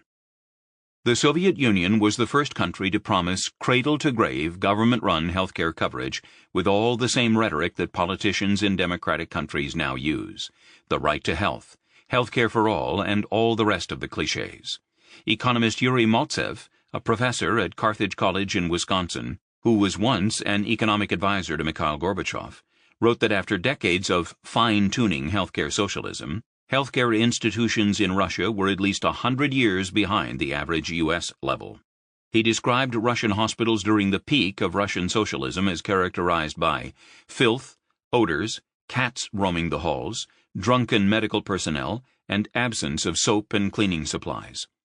Even the Russian government admitted that almost 80% of AIDS patients contracted the disease through dirty needles or HIV-tainted blood from the state-run hospitals. Neurosurgeons were paid about one-third of what bus drivers were paid, said Professor Maltsev, which would not exactly attract the best and brightest to medical education. Patients had to pay bribes to be treated. Unscrupulous doctors solicited bribes by refusing to use anesthesia unless the patient paid up. In order to improve statistics about hospital deaths, patients were routinely shoved out the door just before taking their last breath. The Russian system of healthcare socialism was characterized by criminal negligence, bribes taken by medical apparatchiks, drunken ambulance crews, and food poisoning in hospitals and child care facilities, said Maltsev. After years of healthcare socialism, 57% of all Russian hospitals did not even have running hot water, and 36% of hospitals in rural areas did not have water or sewage treatment at all. For example, Maltsev recalled the case of a 14-year-old girl from my district, he was a people's deputy in Moscow from 1987 to 1989, who died of acute nephritis in a Moscow hospital. She died because a doctor decided that it was better to save precious X-ray film, imported by the Soviets for hard currency, instead of double-checking his diagnosis. Instead, the doctor treated the teenager with a heat compress, which killed her almost instantly. To make matters worse, there was no legal remedy for the girl's parents and grandparents. By definition, a single-payer system cannot allow any such remedy. The doctor received no official reprimand. The Soviet Union, like all socialist countries, had a multi-tiered system where the political ruling class was exempted from the squalor of the hospitals that catered to the masses. They had special hospitals, special rooms, and all the medicine in the world reserved for themselves. As George Orwell might have said, with socialism all men are created equal, only some are more equal than others. Who in his right mind would want to emulate such a system, except for the ruling political class that intends to exempt itself from all the squalor and horrors of socialized medicine? There is nothing about all of this that was unique to the Soviet Union, Maltsev concluded. It is a direct result of the government monopoly on health care, and it can happen in any country. Socialized medical systems have not served to raise general health or living standards anywhere. In fact, both analytical reasoning and empirical evidence point to the opposite conclusion. But the dismal failure of socialized medicine to raise people's health and longevity has not affected its appeal for politicians, administrators, and their intellectual servants in search of absolute power and control. Chapter 10. How Socialism Causes Pollution. In 1912, a British economist named Arthur C. Pigou published a book entitled Wealth and Welfare, in which he explained what, ever since then, has been the standard theory of the root causes of pollution and other forms of environmental degradation. Pigou blamed pollution on the unregulated pursuit of profit in a capitalistic economy where business people were said to have incentives to consider the private costs of their decisions, wages paid to employees, the cost of raw materials, taxes, and so on, but not the external or social costs, such as the pollution that may harm the environment or even public health. Consequently, said Pigou, business people will largely ignore these social costs unless government steps in and forces them to pay for them. He then advocated pollution taxes in the form of a per-unit tax on production, such as a tax on every ton of steel manufactured in a steel mill or every ton of coal burned in a power plant. These taxes came to be known as Pigouvian taxes and have been advocated by most economists ever since as a possible means of alleviating pollution problems by forcing businesses to cut back on production under the understanding that anything that is taxed we get less of. At the same time, Pigou argued that such problems would never exist to any noticeable extent in a socialist economy, for a socialist planning board would always be wise and benevolent enough to take the external costs of pollution into account. He was wrong on both counts. Businesses are not necessarily prone to pollute if there is a sound legal system that holds them liable for any damages that they may impose on others, and actual socialism during the 20th century created an environmental nightmare. How capitalism protects the environment. One of the defining characteristics of capitalism, arguably the most important one, is the existence of private property and the protection of property rights. Just as important, property ownership involves liability for the use of one's property. Property owners realize the benefits of ownership and are also responsible for any costs that their property imposes on others. Ownership of an automobile, for example, makes one responsible for any damages one may cause by crashing one's automobile into someone else's, as long as there exists a sound legal system that protects people's rights. Such a legal system existed in America for many years, until it was transformed in the late 19th century, as explained by legal scholar Morton J. Horwitz in his 2-volume treatise, The Transformation of American Law. Horwitz showed that up until the latter part of the 19th century, the common law regarding pollution was such that if a factory owner polluted a stream or the air in a way that caused financial, physical, and/or psychic harm to his neighbors, it was almost certain that he would be sued for damages by either individuals or communities and would be found guilty. He would then be assessed a penalty. Economists call this internalizing the external costs of pollution. Pollution doesn't pay if polluters are held legally responsible for the damages caused by their polluting behavior.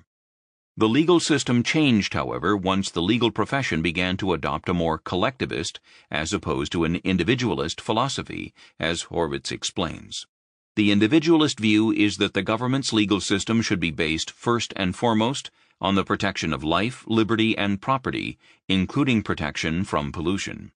The collectivist viewpoint that was adopted by the American legal profession argued the following: no individual or group of individuals should stand in the way of the economic progress of the entire community. Therefore, a few victims of pollution should not interfere with economic development prospects that benefit the greater good. It was an application of the old utilitarian line, later adopted by the socialists, about the greatest good for the greatest number. Polluters were increasingly let off the hook because of this collectivist corruption of the American legal system. Competitive businesses in a capitalist economy actually have strong incentives to conserve and protect natural resources. Profit maximization, the main goal of any business, is, after all, the flip side of cost minimization.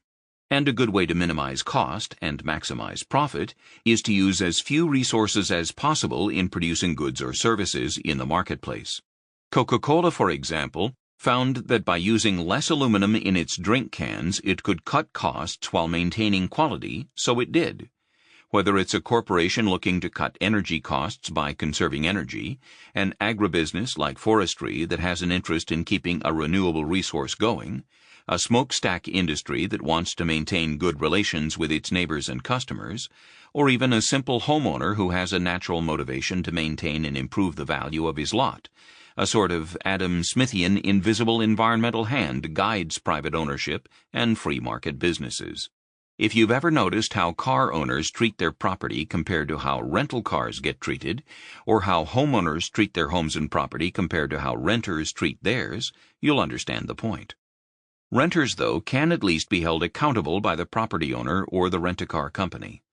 Land socialism takes irresponsibility a big step further. Timber companies, for example, that operate their own forests, are extremely careful about being good stewards of their land because it is their livelihood. They even innovate with the creation and planting of super trees that mature more quickly than normal trees. The practice of clear-cutting forests, as well as overgrazing cattle and the resulting desertification in parts of the West, was the direct result in most cases of timber companies operating, or cattle ranchers grazing their herds, on government-owned land. Because they didn't own the land, they had little direct incentive to care for it. That was the government's responsibility, and the government was often too slow to react. Socialism's environmental nightmares. The environmental perils of government ownership are even more pronounced under socialism. The collapse of the Soviet Empire in the late 1980s and early 1990s provided a glimpse, for the first time in decades, of the environmental conditions in such closed societies as Socialist Russia, East Germany, Poland, Czechoslovakia, and elsewhere. What emerged was a tragic story of grotesque environmental destruction. Small groups can use property communally and, through the threat of fines and social ostracism, make it work. The sort of thing you see in homeowner associations and community clubhouses. But when property is owned communally on a large scale or by the government and treated as a free resource, it will inevitably be abused because no one has either the motivation of profit or even the simple pride of ownership to care for and maintain the land for future profit or future generations. It is simply something to be used now. In the Soviet Union, such socialist attitudes and policies led to an environmental scandal of epic proportions, exposed in books like Ecocide in the USSR. A typical example comes from the Soviet Union's exploitation of the Black Sea.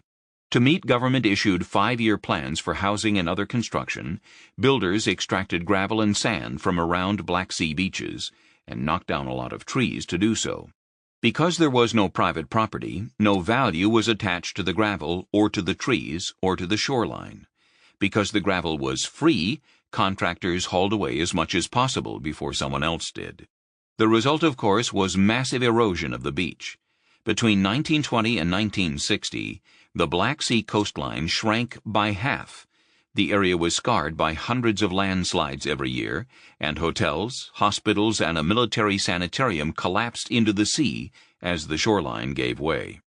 For similar reasons, a lack of private ownership, no commercial incentive to be good environmental stewards, the stifling of economic and technical progress that comes with socialism, water pollution was catastrophic in socialist Russia. The West has had its fair share of environmental problems, including river pollution, but nothing like what went on behind the Iron Curtain. Effluent from a chemical plant killed almost all the fish in the Oka River in 1965, and similar fish kills occurred in the Volga, Ob, Yenisei, Ural, and northern Dvina rivers. Most Russian factories discharged their waste without cleaning it at all. Mines, oil wells, and ships freely dumped waste and ballast into any available body of water. Only 6 of the 20 main cities in Moldavia had a sewer system by the late 1960s, and only 2 of those cities were successful in actually treating sewage. Conditions were far more primitive and polluted in the countryside. The Aral and Caspian Seas had been slowly disappearing during the socialist era as huge quantities of their water were diverted for irrigation. Since untreated sewage flowed into their feeder rivers, they were heavily polluted as well. Near the end of the socialist era in Russia, some government authorities there predicted that by the end of the century the Aral Sea would essentially become a salt marsh. Because of the rising salt content, fish had been disappearing, and the sea itself had shrunk by about 1/3. Its shoreline was described as an arid desert where the wind blew dry deposits of salt thousands of miles away. The infant mortality rate in that area was 5 times the national average. The sturgeon population was so devastated in the Caspian Sea from overfishing and pollution that the Soviets actually experimented with producing artificial caviar. Hundreds of socialist factories and oil refineries and the major cities along the Caspian Sea dumped untreated waste and sewage into it. The concentration of oil in the Volga River was so great that steamboats were equipped with signs forbidding passengers to toss cigarettes overboard for fear that the river might catch fire. Fish kills along the Volga River were a common occurrence. Lake Baikal, which is one of the largest and deepest freshwater lakes in the world, was horribly polluted. Factories and pulp mills dumped hundreds of millions of gallons of poisonous effluent into the lake for decades. As a result, animal life in the lake was reduced by half.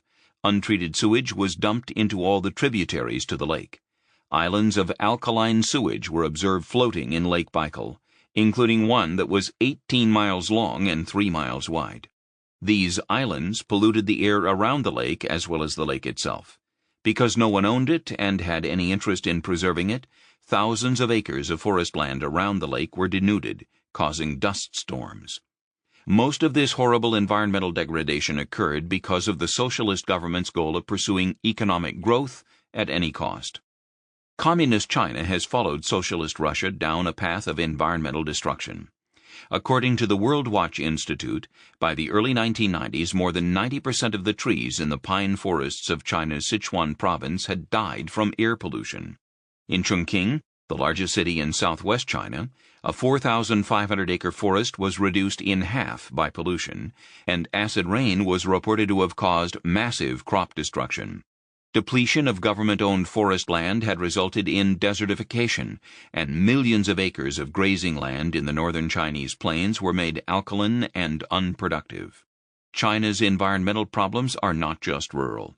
CBS News reported in 2007 that 16 of the world's 20 most polluted cities were in China.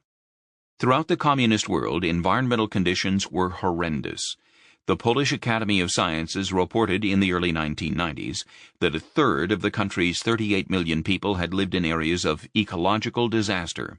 In the heavily industrialized Katowice region of Poland, the people suffered from 15% more circulatory disease, 30% more tumors, and 47% more respiratory disease than did other Poles.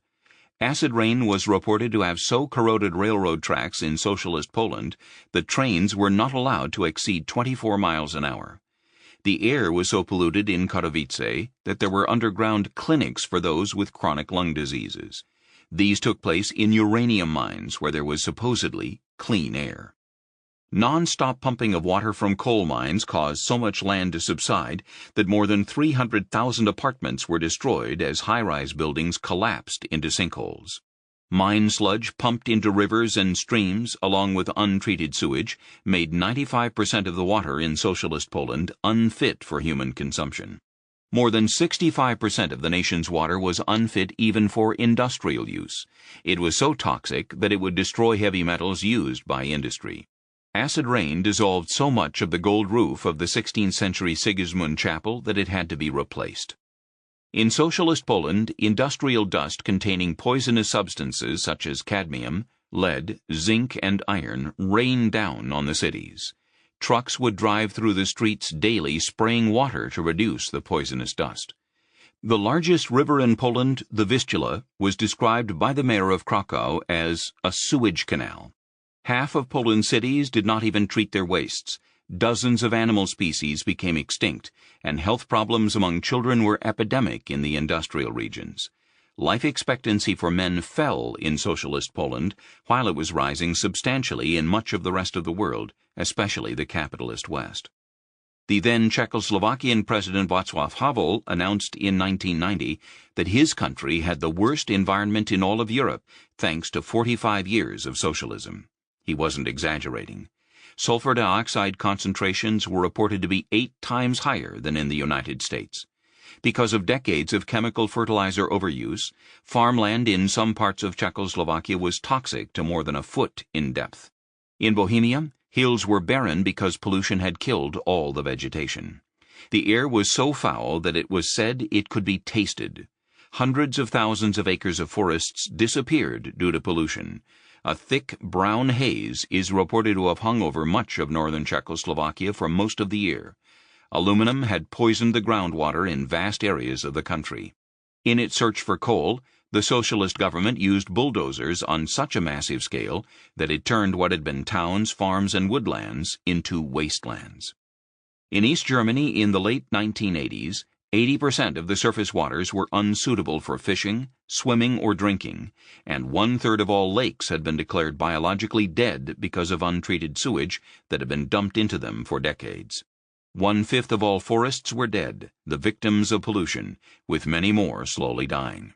The air was so polluted in some cities that cars used their headlights all day long, and visitors were known to vomit upon breathing the air. Nearly identical spectacles occurred in Bulgaria, Romania, and Yugoslavia during the socialist era. Democratic socialist pollution. Socialism does not have to be totalitarian to produce environmental nightmares. Socialism is socialism. Government-run enterprises are just as inept under democratic governments as they are under autocratic governments. One egregious example of environmental degradation in a democratic socialist country is Venezuela, thanks to its nationalized oil industry and lack of private property rights over much of its natural resources. Venezuela suffers from massive deforestation, losing forest at twice the rate of other South American countries. Lake Maracaibo is heavily polluted with industrial wastes that include mercury and other deadly substances. 10,000 gallons of sewage per second is dumped into the lake from the 2 million people who live around the lake. More than 800 companies are permitted to dump industrial waste into the lake, and there are frequent oil spills, sometimes more than one a day. The equally enormous Valencia Lake is said to be massively polluted due to the countless sewage systems that pour into it. The city of Valencia gets its water supply from the Pau Cachinche Dam, and the water held by the dam receives about 80% of the sewage from Valencia. The water treatment facilities are said to be often in disrepair. In 2007, the Venezuelan government decided to pump water that it knew was unfit for human consumption from Valencia Lake into the Pau Cachinche Dam. Meanwhile, the government-run oil company, known by the acronym PDVSA, had by the late 1990s filled some 15,000 oil pits with contaminated sludge from oil wells. All of this is bound to seep into the groundwater, creating serious health threats. It is a hallmark of socialist governments everywhere to nationalize heavy industries like petroleum and, in the process, turn them into government-supervised environmental criminals, unaccountable to property owners and consumers. For example, when privately owned British Petroleum, BP, caused an accidental oil spill in the Gulf of Mexico, it immediately established a $20 billion fund to pay future claims of damages and did everything it could to clean up the mess. It had legal obligations and its corporate reputation at stake. When the Mexican government's oil company Pemex causes an oil spill in the Gulf of Mexico, and there have been many, it claims sovereign immunity from any legal damages. In the first 5 months of 2015, Pemex was responsible for 3 catastrophic oil rig explosions in the Gulf of Mexico that caused several deaths, numerous injuries to oil platform workers, and generated air and water pollution. Pemex claimed that the explosions caused no oil spill, but satellite images taken by Greenpeace Mexico showed a 2.5-mile-long oil slick reaching from the exploded oil platform. Pemex has proven time and time again that you cannot trust their statements, said Gustavo Ampugnani of Greenpeace Mexico. The United States is not immune from socialist-driven environmental problems. Many utility companies, for example, are government-owned with less than stellar results. In 2015, to take just one recent example, the people of Flint, Michigan were alerted to a frightening environmental debacle. The city government, supposedly in an effort to save money, switched its city's water supply from Lake Huron to the Flint River, despite the fact that the Flint River had long been known to be extraordinarily polluted. The Flint city government and the state's Department of Environmental Quality, according to a class action lawsuit, failed to properly treat water from the Flint River. The result was that city residents drank and bathed in water full of lead and other dangerous chemicals. For many intellectuals, the attraction of socialism is that it is rational. It is a planned economy, planned by people like them. In reality, the environmental and economic results of socialism are a litany of disaster. Chapter 11. Karl Marx's Progressive Income Tax. A heavy, progressive, or graduated income tax was the second most important priority of Karl Marx, the godfather of totalitarian communism. It was the second plank of the 10-plank policy platform in the Communist Manifesto. The first plank was abolition of property in land. All 10 planks were designed as a means of undermining and destroying private enterprise in capitalist countries to pave the way for socialism. One reason why Marx and other socialists advocated and advocate a discriminatory income tax that penalizes productivity by taxing higher incomes at progressively higher tax rates is their denial of the reality of human inequality. In a capitalist economy, those who are more skilled at serving their fellow man by providing him with valued goods and services will earn higher incomes than those with fewer skills. No two human beings are ever equal in that regard.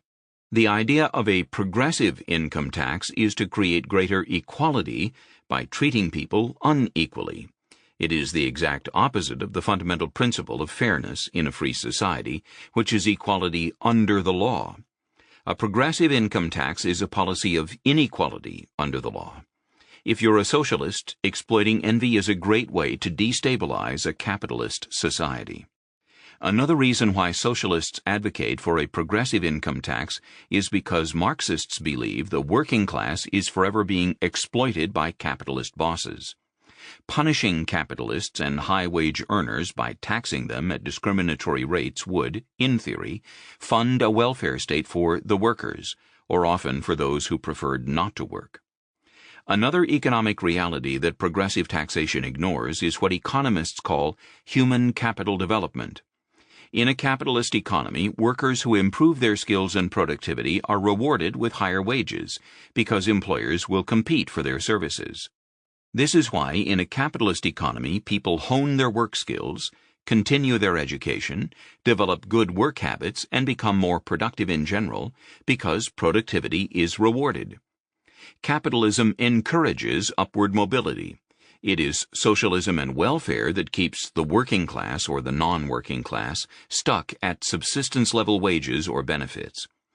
In the 20th century, nearly everyone in the Soviet Union or socialist Eastern Europe lived in poverty by Western standards, while the socialist ruling elite enjoyed lives of privilege. As usual, Marx got it backwards. Capitalism is the driving force of economic advancement for the working class. Socialism impoverishes the working class. In capitalist economies, the distribution of income tends to be diamond-shaped, with a few billionaires at the top and a few poor people at the bottom. Because that's where the money is for a tax-hungry government, a progressive income tax is inevitably a discriminatory tax on the aspiring middle class, punishing people who have advanced economically through their own hard work, education, and perseverance. The engine of class warfare. Hardly any aspect of government creates more conflict and acrimony than the income tax. The table we'll look at in a moment, based on IRS data from 2012, shows how the income tax burden falls in the United States. About 45% of all Americans at the lower income levels pay no income tax at all, while the top half of income earners paid 97.2% of all income taxes collected. Who pays the income tax by income category? Top 1%, 38.1. Top 5%, 58.9. Top 10%, 70.2. Top 25%, 86.4. Top 50%, 97.2. Bottom 50%, 2.8%. There are two beneficiaries of the progressive income tax. Those that receive more in government benefits than they pay in taxes, though how beneficial it is to live off welfare is debatable to say the least, and the government bureaucratic class that gets to distribute all the taxes collected. The losers are taxpayers and, frankly, society at large, which would benefit if more government workers and welfare recipients actually engaged in free market businesses, commerce, and employment providing competitive goods and services that people want to buy of their own free will, which is how material progress is really made. The progressive income tax also is an engine for destroying constitutional liberty, as the mid-19th century American statesman John C. Calhoun warned us. In his 1850 Disquisition on Government, Calhoun warned that a written constitution alone would not be sufficient to counteract the tendency of the numerical majority to oppression and the abuse of power. The major and dominant party, if it represented the tax-consuming class, would work diligently, he said, to abolish constitutional restrictions on government authority. Calhoun predicted that, in time, the party in favor of constitutional restrictions would be overpowered, so that there would be no restraints on government spending. Constitutional restrictions on the powers of the state would ultimately be annulled, Calhoun wrote, and the government converted into one of unlimited powers. Many would say he was prescient. The essence of socialism. It was hardly an accident that a heavy, progressive, or graduated income tax was the second plank of the Communist Manifesto next to the abolition of property, for the two go hand in hand. Income taxes in general, and especially progressive income taxes, are a denial of private property, wrote Frank Chodorov in The Income Tax, Root of All Evil. Governments that impose an income tax, wrote Chodorov, tell their citizens, "Your earnings are not exclusively your own. We have a claim on them, and our claim precedes yours. We will allow you to keep some of it because we recognize your need, not your right. But whatever we grant you for yourself is for us to decide." When the government decides what percentage of your income you can keep, your income, which is your property, has been socialized, and if you don't agree with the needs of government, you can face a long prison sentence. In theory, there is no limit to the amount of income that can be confiscated through taxation. The original income tax ratified by the 16th Amendment to the Constitution in 1913 had a top marginal rate of 7% at an income threshold of $500,000. By 1918, the top rate of taxation had risen to 77%, then to 88% in 1944, and 91% from 1950 to 1963. The top rate was reduced by the Kennedy tax cuts in the early 1960s, but was still 70% in 1980 on the eve of the Reagan tax cuts, which eventually dropped the top rate to 28%. When the progressive income tax was adopted in 1913, the absolute right of property in the United States was violated, wrote Chodorov. And that, of course, is the essence of socialism. Whatever else socialism is, or is claimed to be, its first tenet is the denial of private property. This is why all socialists beginning with Karl Marx have advocated income taxation, the heavier the better. And of course Marx was an adamant advocate of a heavy, progressive income tax because of another dictum of the Communist Manifesto, that tax policy should be guided by the admonition, "From each according to his ability, to each according to his need." The more able you are, the heavier should be the burden of income tax confiscation. This may sound appealing to the envious who want to plunder the rich, but the fact remains that it is the middle class that, collectively, has the biggest ability to pay because it earns most of the income in any capitalistic society. That is why political demagogues who use "soak the rich" rhetoric are often revealed to believe that the rich includes just about anyone who earns a lower middle-class income or higher. For a portion of the year, those who pay income taxes are essentially slaves to the state, while those who receive more benefits than they pay in taxes are wards of the state all year long. Either way, the government wins, and the taxpayers and the economy and individual freedom are the losers. Monopoly government. Socialists believe investing as much power in the central government as possible in order to have a government-planned society with a single plan imposed on the entire nation. Socialized health care, for example, forces everyone to receive the same health care as defined by the state. More decentralized government, by contrast, means more competitive government, where citizens can adopt policies that deviate from the one socialist plan. Decentralized, competitive government is the essence of American federalism created by the Founding Fathers. Socialists denigrate American federalism as reactionary, as the excuse for states' rights that were invoked to defend slavery, Jim Crow laws, and every other conceivable sin ever committed by state and local governments, while ignoring federalism's crucial role, which the founders understood, in preserving freedom. Frank Chodorov pinpointed the importance of decentralized government to a free society when he wrote, "The real obstacle to tyranny is the psychological resistance to centralization that the states' rights tradition fosters. The citizen of divided allegiance cannot be reduced to subservience. If he is in the habit of serving two political gods, he cannot be dominated by either one. No political authority ever achieved absolutism until the people were deprived of a choice of loyalties." It was no accident that Stalin, Mussolini, Hitler, and Lenin liquidated all competing authorities, including the clergy. Government cannot give us freedom, Chodorov continued, it can only take it away. The more power the government exercises, the less freedom will the people enjoy. And when government has a monopoly of power, the people have no freedom. This is the definition of absolutism, monopoly of power. Moreover, it is the progressive income tax that has made of the United States as completely centralized a nation as any that went before it, the very kind of establishment the Founding Fathers abhorred. Chodorov wrote that, in 1954, American government has become even vastly more centralized since then. How this happened is as follows. By enabling the federal government to put its hands into the pockets and pay envelopes of the people, the progressive income tax drew their allegiance away from their local governments. It made them citizens of the United States rather than of their respective states. Their loyalty followed their money, which was now taken from them not by their local representatives, over whom they had some control, but by the representatives of the other states. They became subject to the will of the central government. The state and local governments have also become more or less franchises of the federal government, which can easily bribe or threaten them into submission with promises of federal grants or of their denial. Chodorov was certainly not the only one to recognize the importance of decentralized government in preserving a free and prosperous society. The Founding Fathers certainly did, as did some of the most brilliant defenders of freedom in modern times.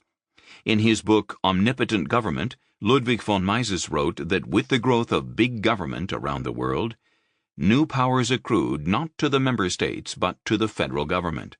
Every step toward more government interference and more planning means at the same time an expansion of the jurisdiction of the central government. Washington and Bern, Switzerland, were once the seats of the federal governments. Today they are capitals in the true sense of the word, and the states and cantons are virtually reduced to the status of provinces. It is a very significant fact that the adversaries of the trend toward more government controls describe their opposition as a fight against Washington and against Bern, that is, against centralization. It is conceived as a contest of states' rights versus the central power.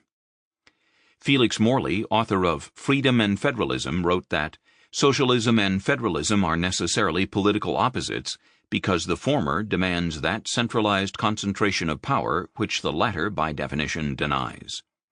In contrast, all of the worst tyrants in world history were impassioned enemies of decentralized political power. Adolf Hitler himself devoted an entire chapter of Mein Kampf to a vitriolic denunciation of federalism and states' rights in Germany. Hitler denounced the alleged fragmentation and impotence of the so-called sovereign states, and praised his predecessors for all but abolishing state sovereignty or states' rights in Germany. He considered this to be a great victory in what he called the struggle between federalism and centralization. Blaming the idea of federalism on the Jews, naturally, Hitler declared that his National Socialists would totally eliminate states' rights altogether. As with all socialists, national, international, or whatever, Hitler promised that National Socialism must lay claim to the right to force its principles on the whole German nation without consideration of previous federated state boundaries. This, of course, is the essence of socialism, the forceful imposition of one government plan or plans on a whole society. Economic chaos. There is nothing inherently fair or equitable about how the funds raised by a progressive income tax are spent. The pattern of government expenditures will be determined by the laws of politics. That is, they will go to the most politically influential. This rarely includes the poor, in whose name progressive taxation is always sold. In fact, most government income redistribution takes place within the middle class.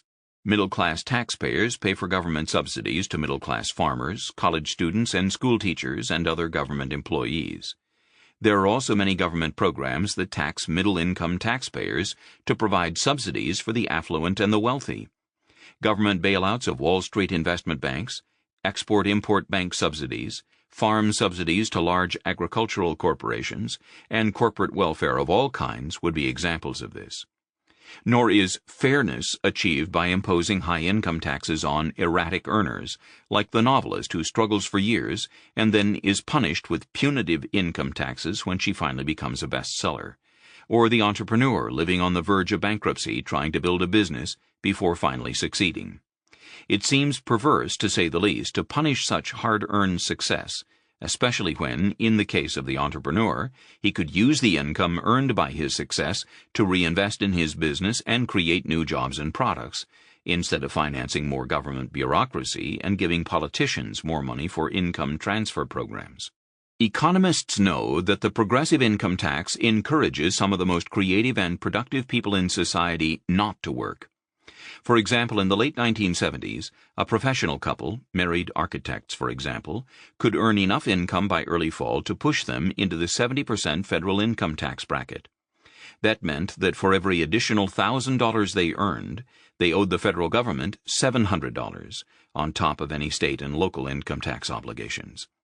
That was a powerful incentive for thousands of hardworking, higher-income earners to simply quit working and take a vacation, as opposed to handing over most of their additional earnings to federal, state, and local governments. While long vacations might sound pleasant, the result was that jobs and wealth and products and services that could have been created were not, because of government disincentives. High earners always find ways around progressive income taxes, either by moving themselves or their money to lower tax havens. Millions of man-hours are spent by lawyers and accountants trying to help their clients minimize their tax bills. One study found that after the state of Maryland adopted a special millionaire's tax in 2007, the state lost 31,000 high-income residents and $1.7 billion in tax revenue over the next 3 years, after which the millionaire's tax was ended.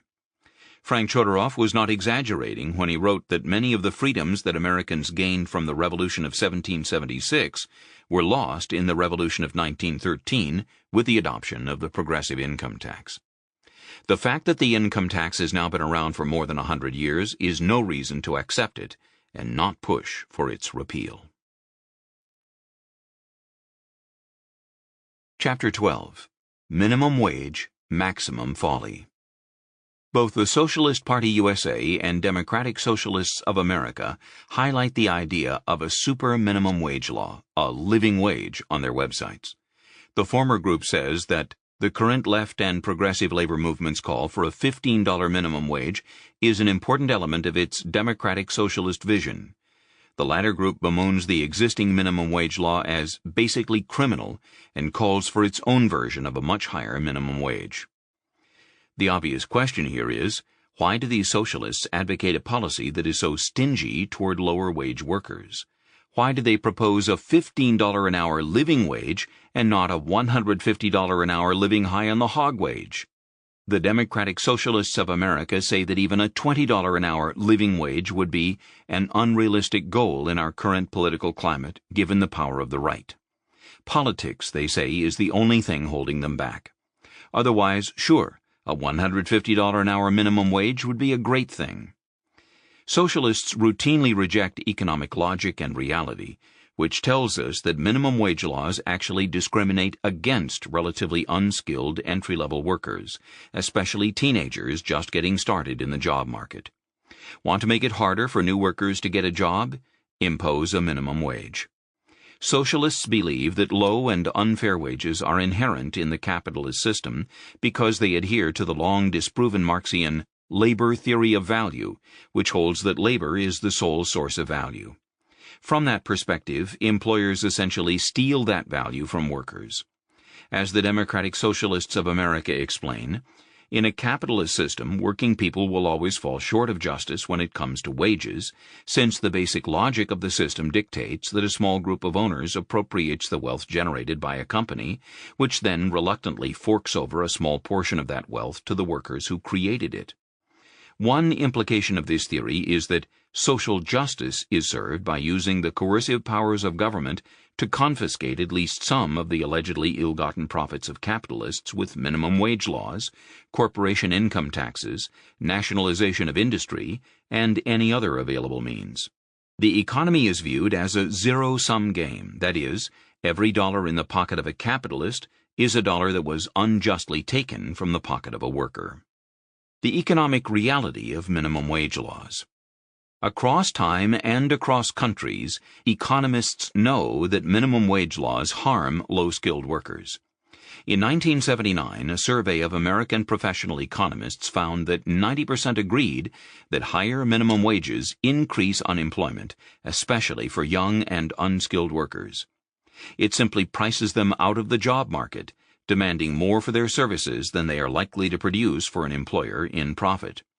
In the 21st century, New York Times columnist Paul Krugman, in his widely read textbook on microeconomics, co-authored with Robin Wells, describes the effects of super-high minimum wage laws in such European countries as Greece and Spain. The disproportionately young from the ages of 18 to 30 are locked out of employment without any prospect of finding a good job. In these countries, a generation of young people is unable to get adequate job training, develop careers, and save for their future, thanks to high minimum wage laws. These young people, moreover, are also more likely to engage in crime. In the 1930s, the original federal minimum wage law had a similar effect in poor communities in the United States. The minimum wage was set at 25 cents an hour, when the average American wage was 62.7 cents. Only about 300,000 workers in a labor force of 54 million were covered by the law. But in Puerto Rico, where the average wage was only about 12 cents an hour, the effect of the minimum wage law was catastrophic. Businesses could not afford to pay it. As reported by the New York Times, the law applied to Puerto Rico ends employment for approximately 120,000 persons. It is also believed to terminate prospects for any possible further industrialization. The unemployment rate in Puerto Rico eventually approached 50%. Another group disproportionately hit by the federal minimum wage law is black teenagers. All teenagers suffer from a higher unemployment rate, but since the advent of minimum wage laws in the 1930s, the black teenage unemployment rate has been as much as 2.5 times higher than the white teenage unemployment rate. To pick just one year, 2015, for example, while the official national unemployment rate, according to the U.S. Bureau of Labor Statistics, was 4.3%, the white teenage, 16 to 19, unemployment rate was just under 14%, while the black teenage unemployment rate was 23%. The reason is that teenagers, compared to the rest of the working population, are less well educated and skilled, and therefore less productive as employees. Minimum wage laws take away their one competitive advantage, which is price. In a free market, an employer might choose to hire a lower-priced, if less productive employee and train her on the job. Minimum wage laws make that unaffordable for many employers, and black teenagers in lower-income neighborhoods, educated at dysfunctional and sometimes downright fraudulent public schools, are put at an even greater competitive disadvantage by minimum wage laws. Lower education levels translate into lower job skill levels in the eyes of employers.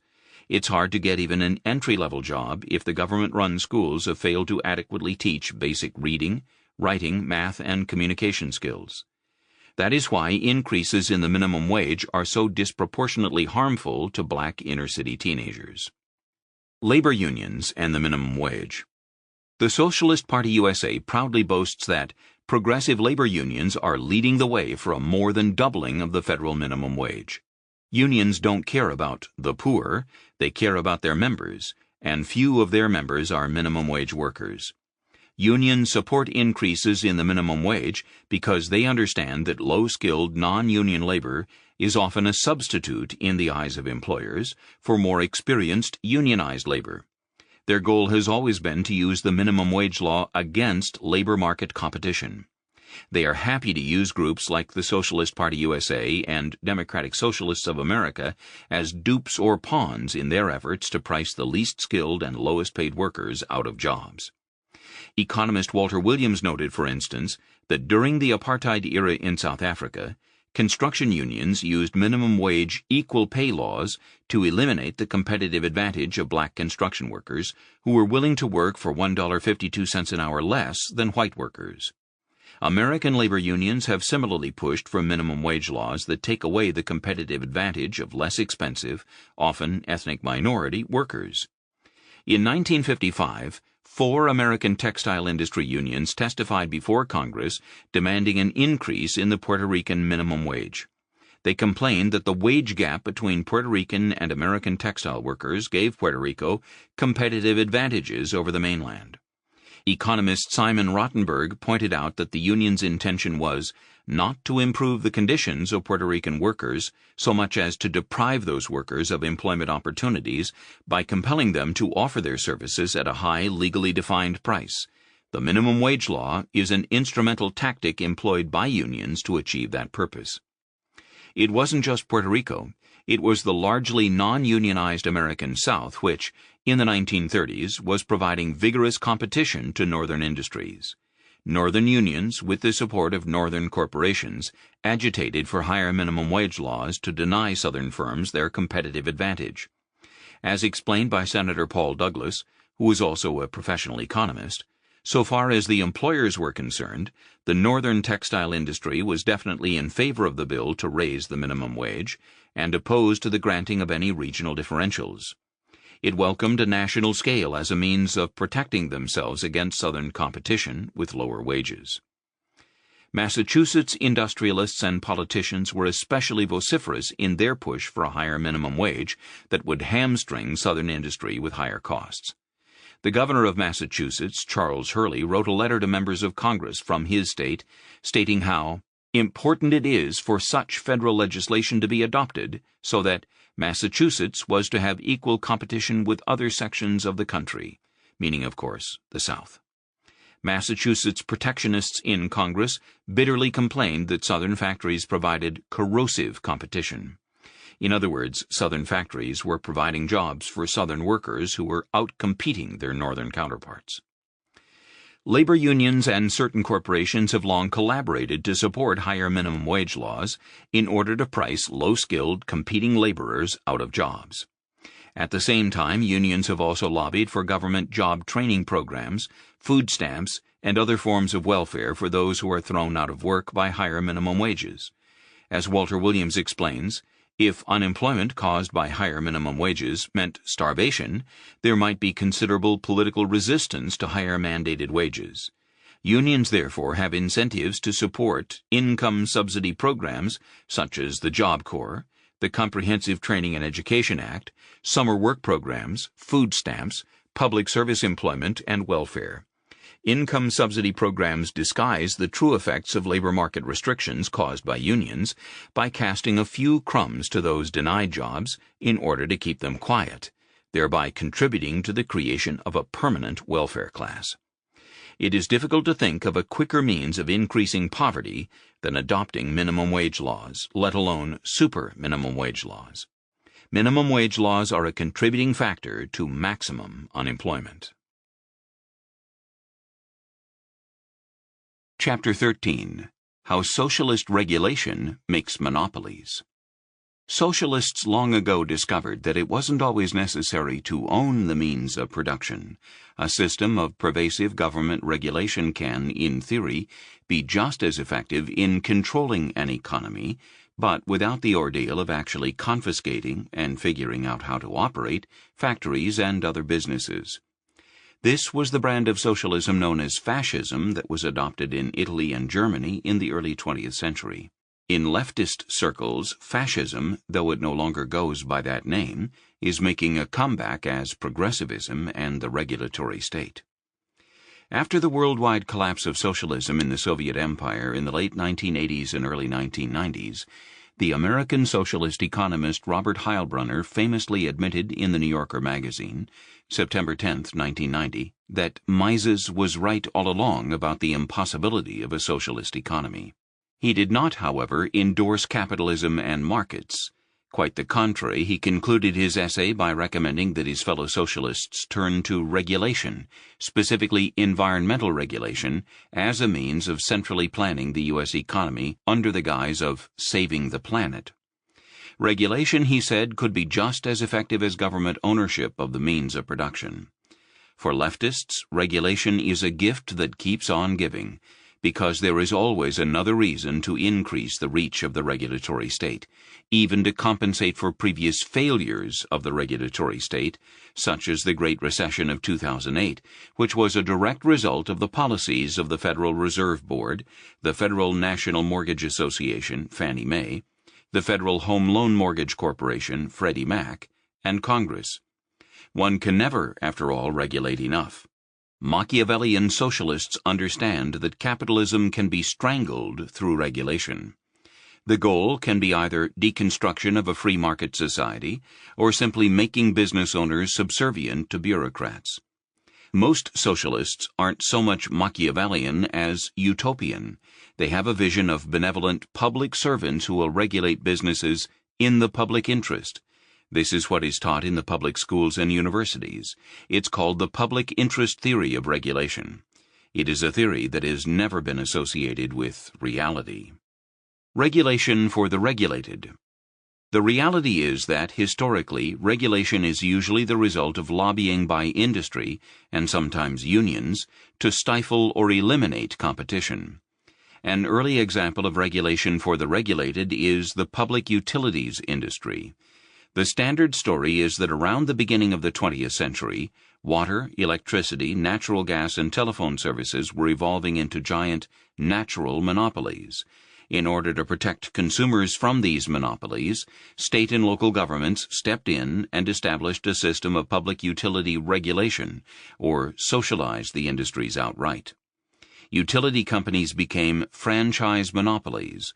Government-run public utility commissions would ensure the companies earned reasonable, but not monopolistic profits. That's the standard story of public utility natural monopolies.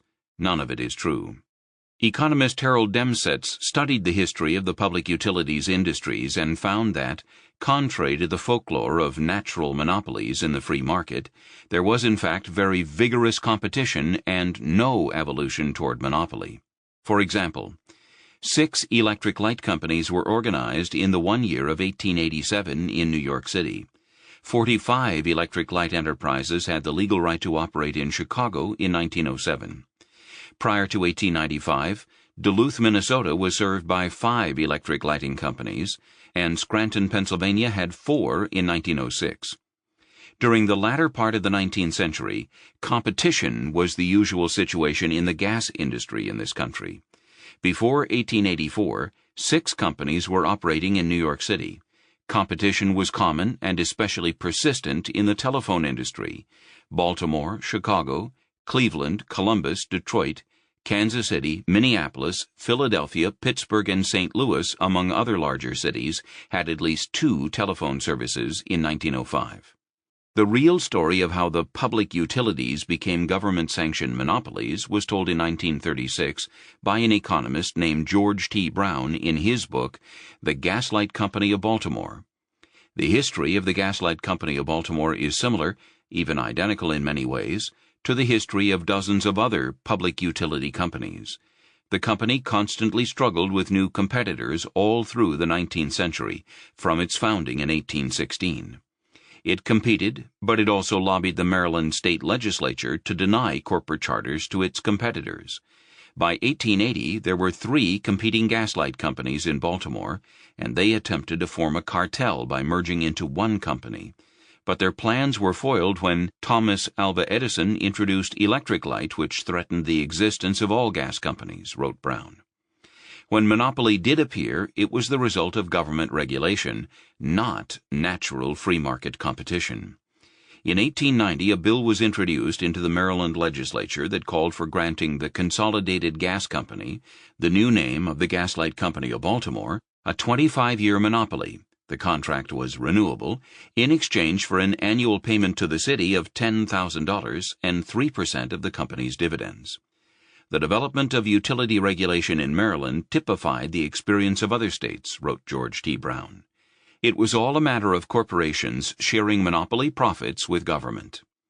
Economist Horace M. Gray researched the history of the public utility concept and concluded that the public utility status was to be the haven of refuge for all aspiring monopolists who found it too difficult, too costly, or too precarious to secure and maintain monopoly by private action alone.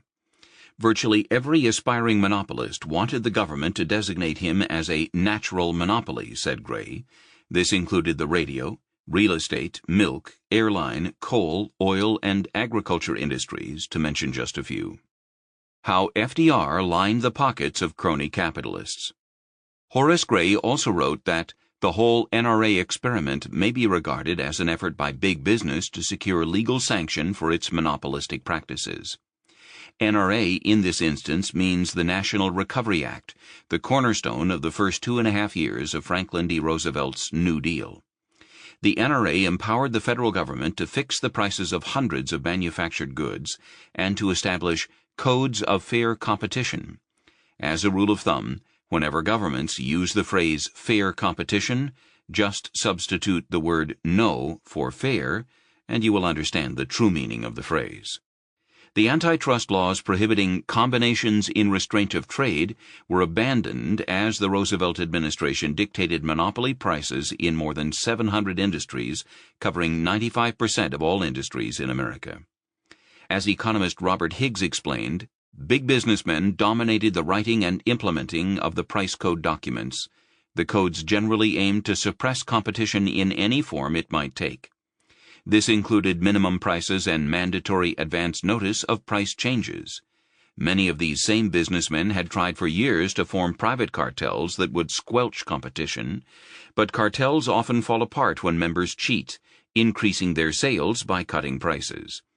If government, however, acts as a cartel enforcer, cheating can be eliminated, as it was with the NRA price codes, creating the perfect monopoly scheme, at least until the U.S. Supreme Court ruled the National Recovery Act to be unconstitutional in 1935.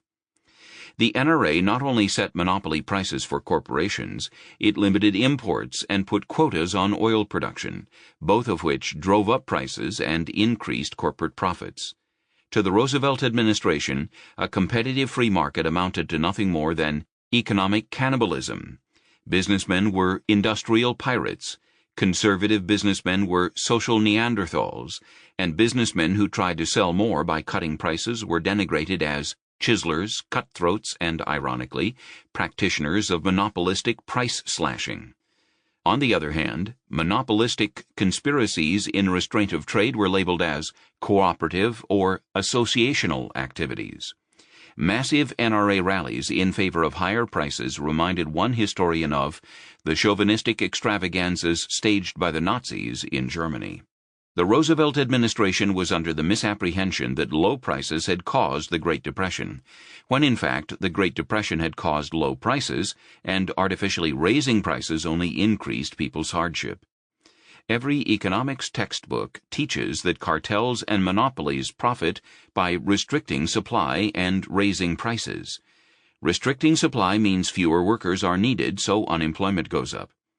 NRA regulation actually made unemployment worse and helped prolong the Great Depression.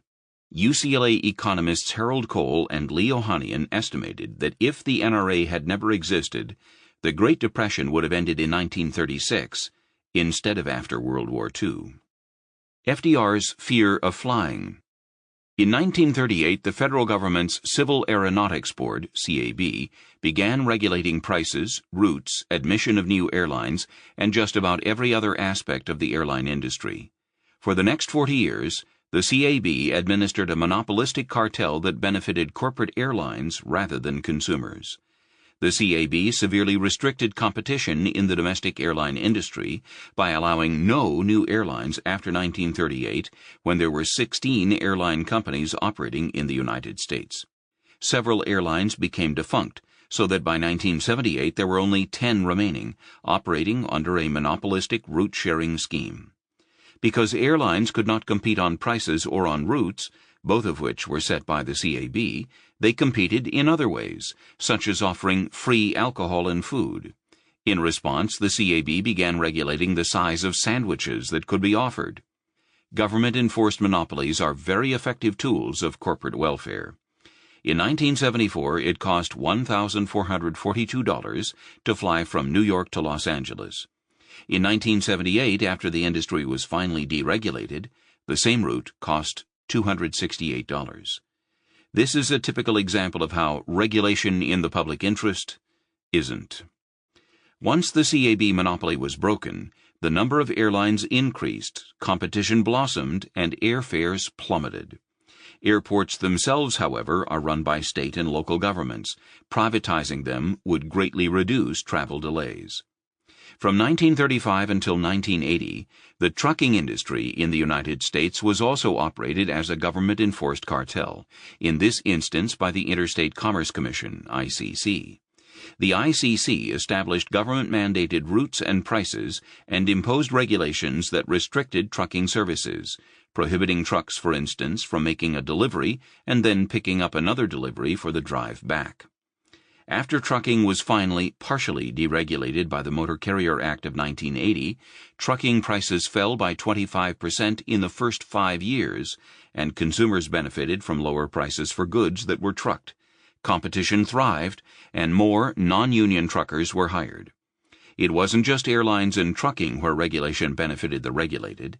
Business historian Gabriel Kolko proved in his book, The Triumph of Conservatism, that the Progressive Era, 1900 to 1916, regulatory forms, such as the creation of the Fed and the Federal Trade Commission, and the regulation of the meat industry, were in fact promoted by big business interests themselves.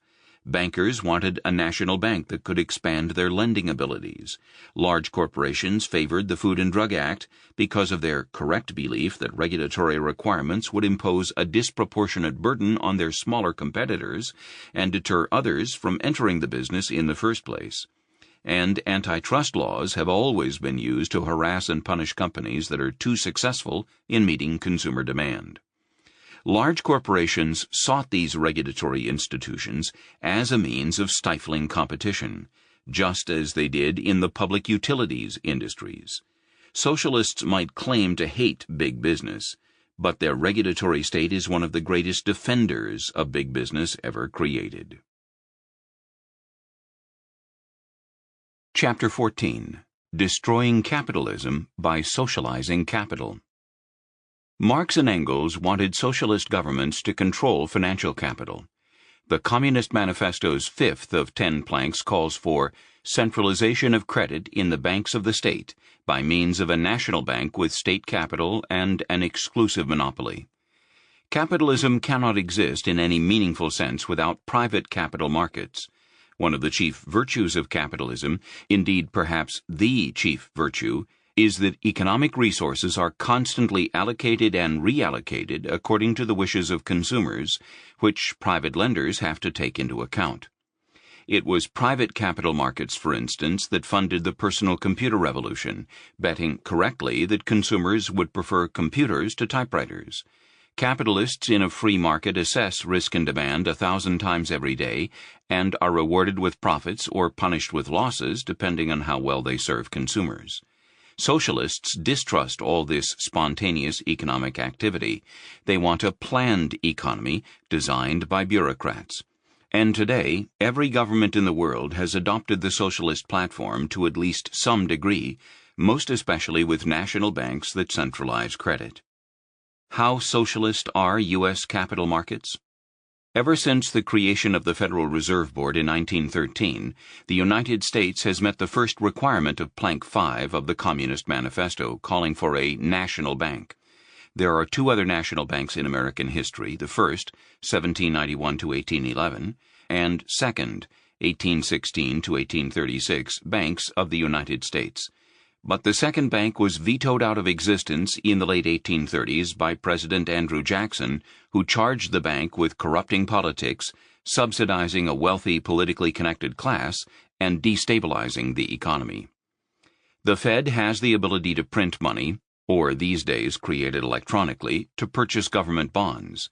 Not only does it put billions of dollars into circulation, but interest earned on the bonds goes to pay the salaries and perks of Federal Reserve employees, giving the Fed an obvious bias towards monetary inflation.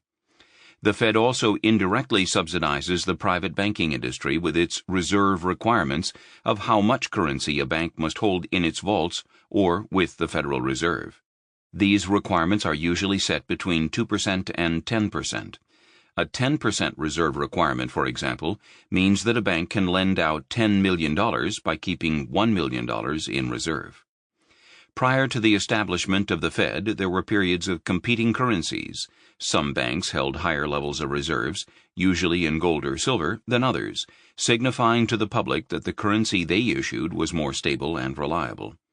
Banks with minimal reserves were suspect and were not very profitable or went bankrupt.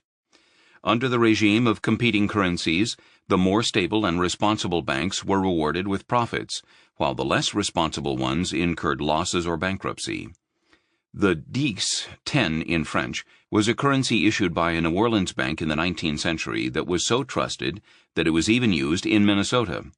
This is where the word Dixie comes from, land of the Dix. The Fed ended competing currencies by imposing a single reserve requirement on most banks, and was assisted by the National Currency Act of 1863 and 1864 that taxed currencies other than the greenback dollar. In essence, the Fed became the enforcer of a banking cartel which, if it had been done by the banks themselves, would have violated federal antitrust laws prohibiting conspiracies in restraint of trade, and the bank's managers could have been sent to prison. The Fed, like all central banks, is essentially a socialistic central planning agency that claims to stabilize and fine-tune the economy. No such central planning agency existed for much of American history. In the 124 years from the ratification of the U.S. Constitution in 1789 to the creation of the Fed in 1913, a national bank existed only for 20 years, or about 16% of the time. There was some regulation of branch banking, and the government periodically stopped banks from redeeming currency with gold or silver, but for the most part the United States enjoyed a free market capital system with no army of central planners. Even though the Fed is charged with stabilizing the economy, it has in fact generated numerous boom and bust cycles. At the outset of the 21st century, the Fed flooded the markets with currency to drive interest rates toward zero. The Fed's easy money policies were largely responsible for both the 2000 stock market bubble and bust and the housing bubble that exploded into the Great Recession of 2008. Even the Great Depression of the 1930s came on the heels of the Fed's expansionary monetary policies of the late 1920s that generated a stock market bubble followed by the famous crash of October 1929. The Fed's low-interest rate policy is an attempt to impose price controls on interest, which in turn inevitably encourages too much investment in houses, cars, the stock market, and many other industries that is not justified by the market or consumer demand. The Fed does this because it inflates economic growth, at least in the short term. But it does so at the cost of an incredible misallocation of resources, or what Austrian school economists call malinvestment. At some point, reality sets in as supply far outstrips consumer demand, and the bust occurs, whether in housing or some other industry, throwing thousands or tens of thousands or hundreds of thousands out of work and the economy into recession. The Fed also contributes to what economists call fiscal illusion, making the cost of government seem much lower than it really is. If the public realized the true costs of government, it might oppose many more government programs than it does now. Every federal government program can be financed through either direct taxes, borrowing, or the Fed's creation of money. Tax finance is the most visible, for obvious reasons. Government borrowing defers the presumed cost of current government spending programs to the future, while simply printing more money through the central bank, creating the impression that government programs are free. As Adam Smith said, with tax finance there would be fewer wars, and wars that were fought would be shorter-lived. The same can be said of all other government programs financed by money created by the Fed. There is also a large literature in economics on what are called political business cycles. By at least partially financing government programs through printing money, the Fed assists incumbent politicians by pumping up government spending just before elections. Every congressional district is showered with federal grants to build new schools, repair roads, hire more police and firefighters, and so on. This generates even more instability in the economy, contrary to the hollow claims by central bank apologists that it stabilizes the economy. There is a false sense of growth and prosperity before the elections, and then often an economic retrenchment afterwards. Then the cycle repeats itself in the next election year. Monetary economists George Selgin, William Lastrapes, and Lawrence H. White assessed the Fed's performance over its first 100 years and concluded the following. The Fed's history is characterized by more rather than fewer episodes of economic instability than in the decades leading up to the creation of the Fed. The Fed's performance is inferior to the banking system that preceded it, known as the national banking system.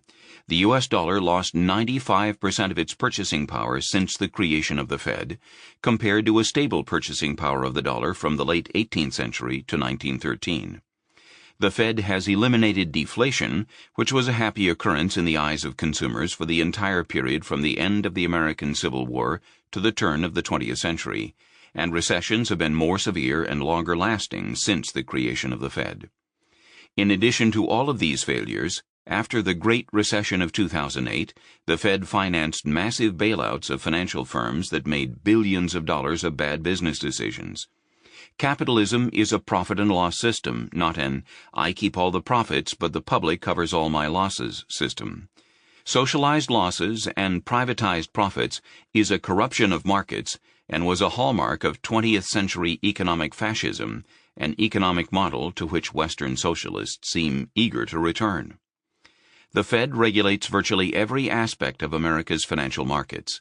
For example, in one of the Fed's publications entitled The Federal Reserve System, Purposes and Functions, the central bank boasts of its responsibilities to regulate bank-holding companies, state-chartered banks, foreign branches of member banks, edge and agreement corporations, U.S. state-licensed branches, agencies and representative offices of foreign banks, non-banking activities of foreign banks, national banks, savings banks, non-bank subsidiaries of bank holding companies, thrift holding companies, financial reporting procedures, accounting policies of banks, business continuity in case of economic emergencies, consumer protection laws, securities dealings of banks, information technology used by banks, foreign investment by banks, foreign lending by banks, branch banking, bank mergers and acquisitions, who may own a bank, capital adequacy standards, extensions of credit for the purchase of securities,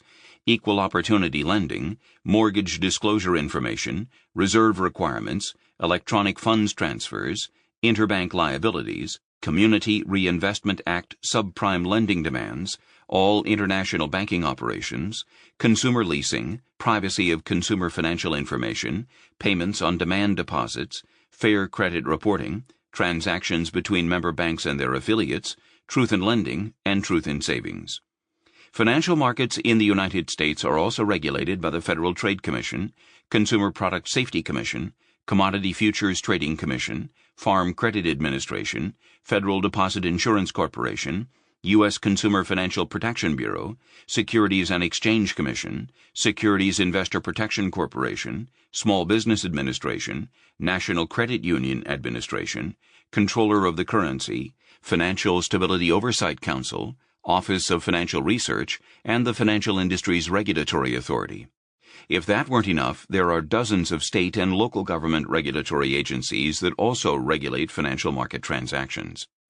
In addition, the 2010 Dodd-Frank Wall Street Reform and Consumer Protection Act mandated, for starters, 243 new regulatory rules affecting financial markets in the U.S. The United States has no shortage of financial regulations. What it has is a shortage of truly free markets in finance and banking.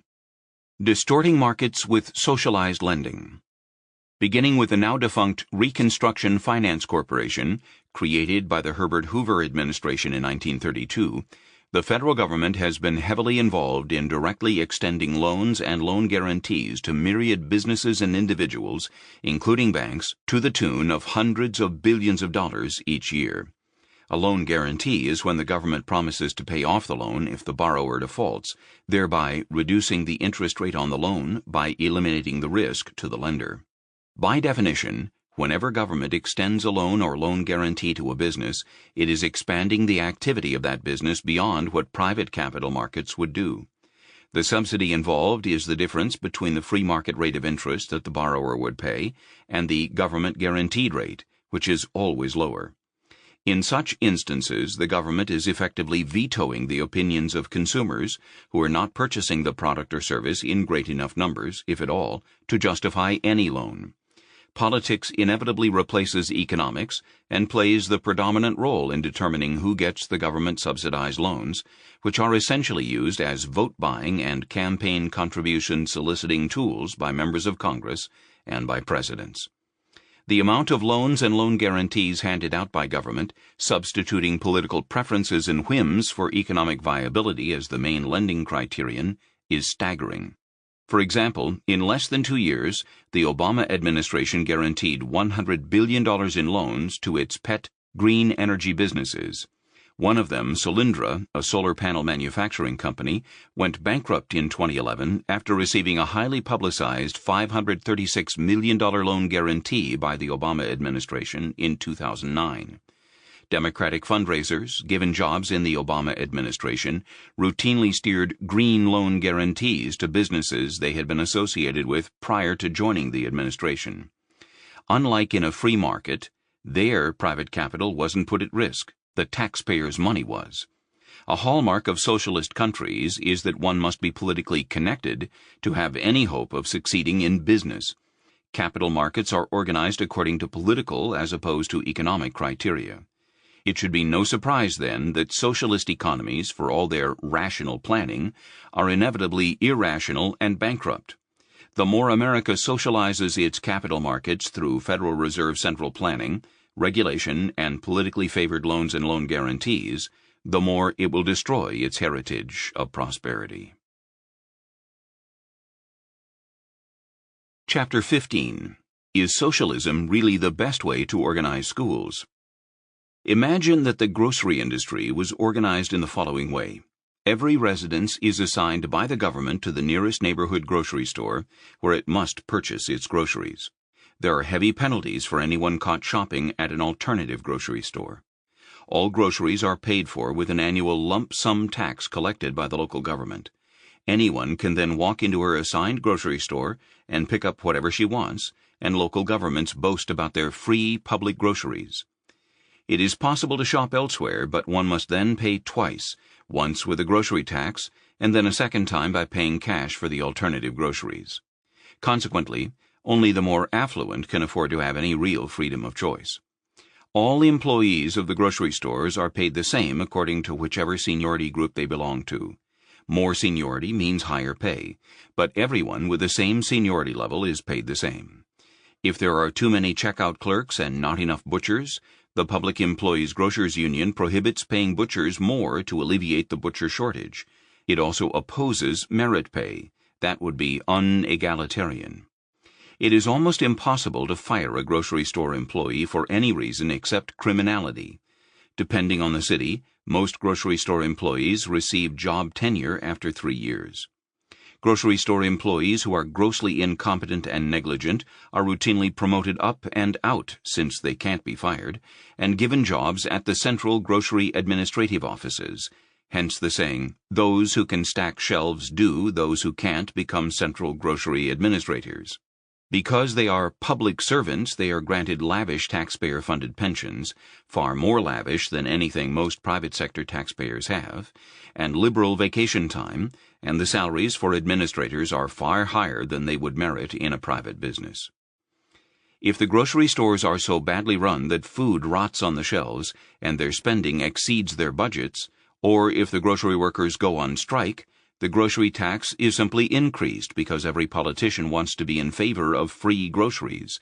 No one wants to be an enemy of the poor and the hungry, and certainly no one wants the grocery stores to close down, even temporarily, because of the store's virtual monopoly.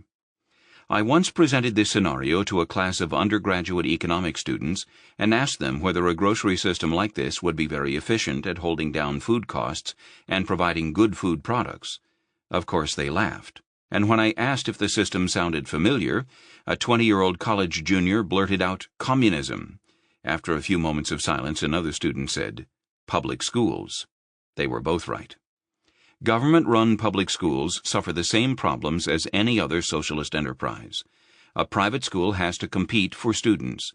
If a private school fails to serve the needs and expectations of its customers, parents, it loses money, it loses market share, and it could eventually go out of business.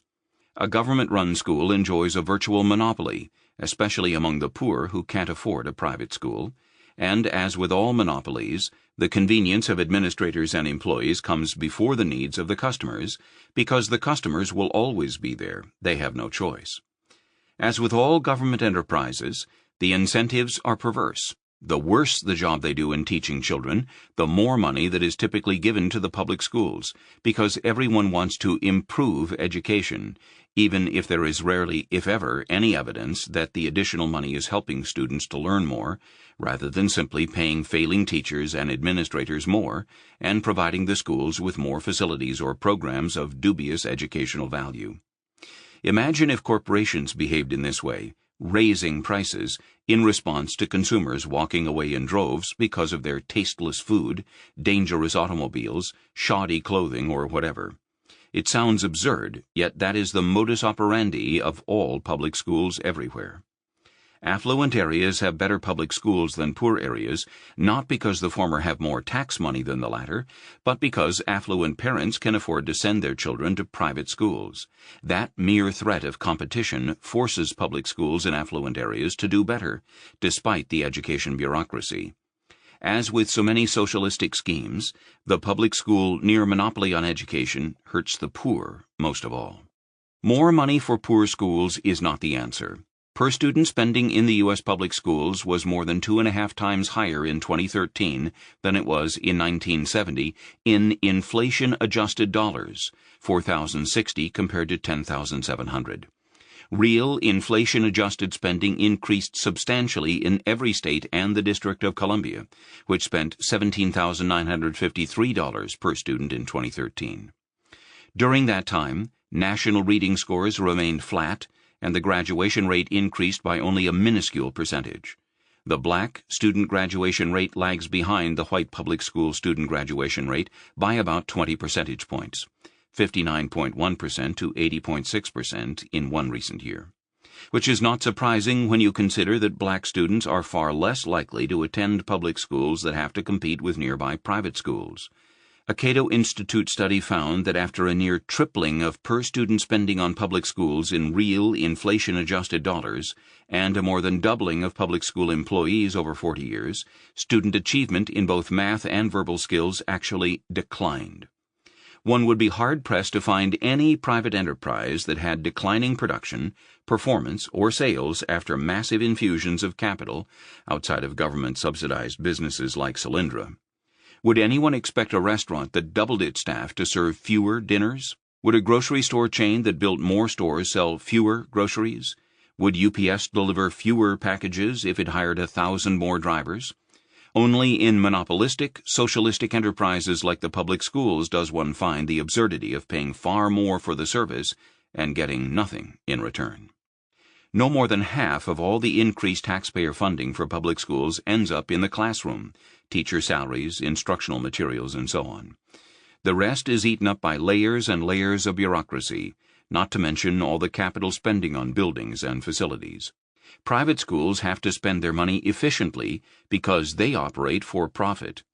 Public schools actually have incentives to spend more, to show off their shiny new buildings or to set spending ever higher to justify even more budget increases. But no incentive to spend efficiently. Efficient spending, after all, would mean fewer bureaucrats, fewer bureaucratic regulations, and pay based on performance. Government-run schools are increasingly weighed down by bureaucratic mandates imposed by government at all levels, including the federal government, which is becoming an ever larger source of taxpayer funding of government schools. In many states, there is so much detailed regulation of the local schools that teachers are given orders regarding how many minutes per day they must teach history, math, and other subjects. The government-run schools in the socialist regimes of the 20th century were indoctrination academies that taught obedience to the state. Plank 10 of the 10-point agenda in the Communist Manifesto called for free education for all children in public schools. The 25-point program of the Nazi Party similarly demanded that the conception of the state idea must be taught in the schools from the very beginning. Government-run schools in democratic countries, being in the hands of politicians and government bureaucrats, inevitably become propaganda factories.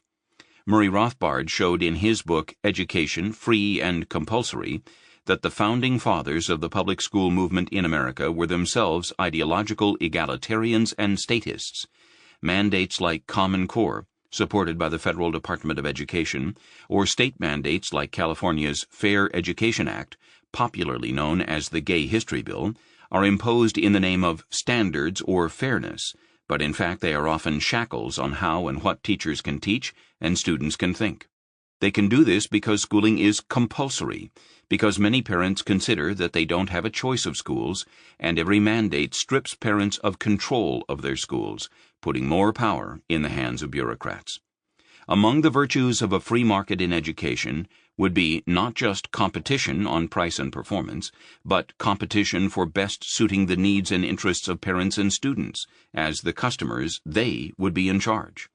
Schools would be in the business of best serving parents and their children, or going bust.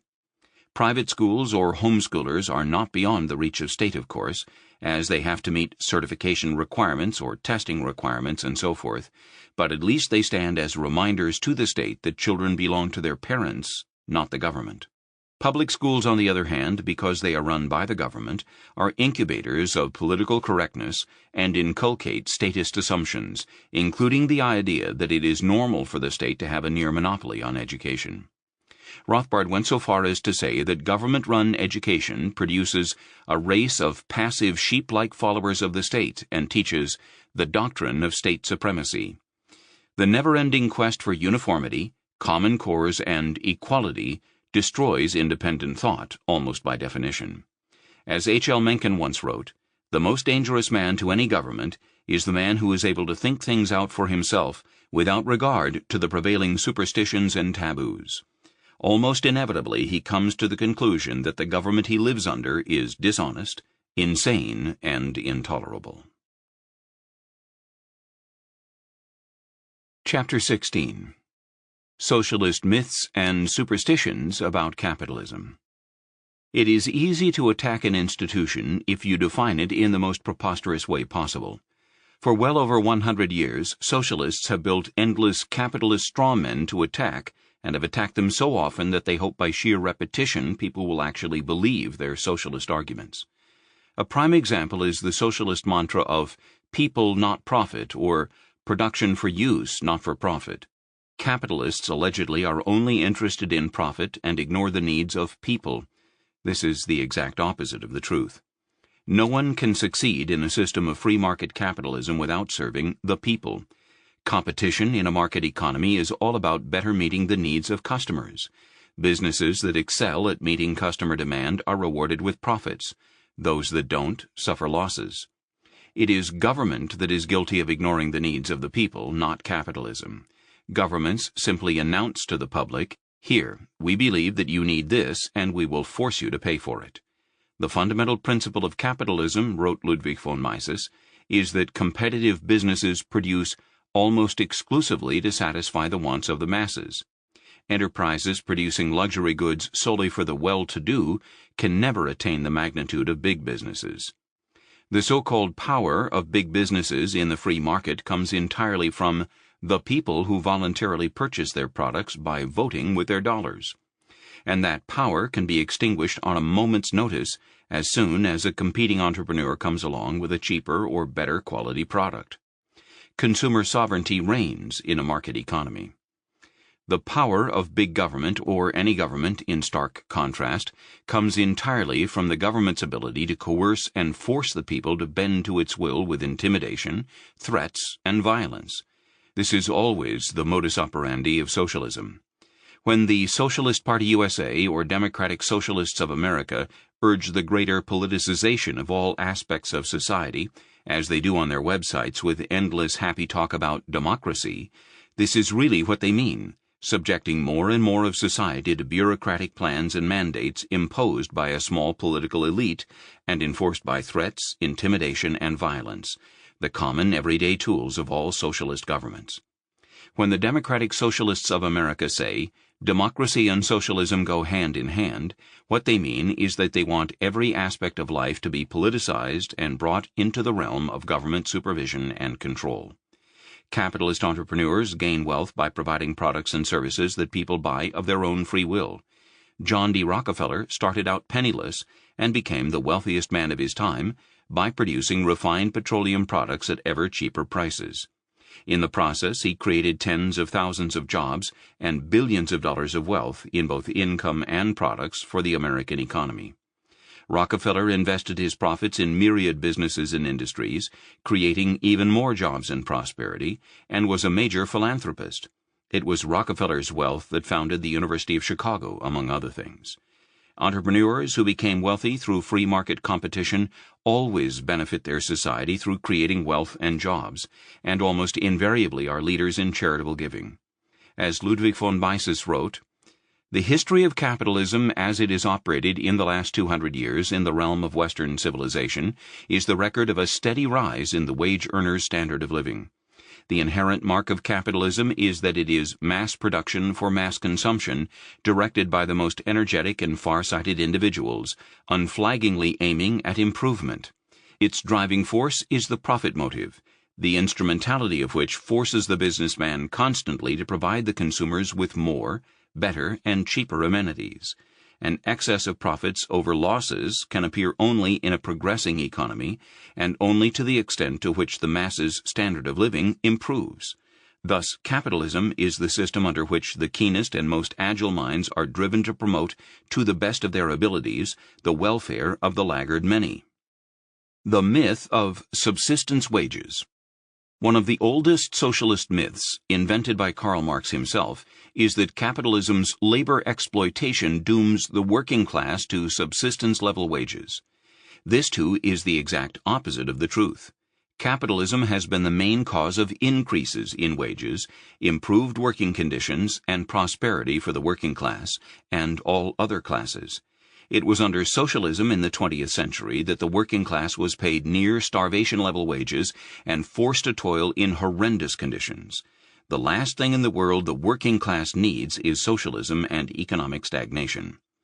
During what historians call America's first industrial revolution, 1820 to 1860, the average worker's paycheck increased by 60 to 90%.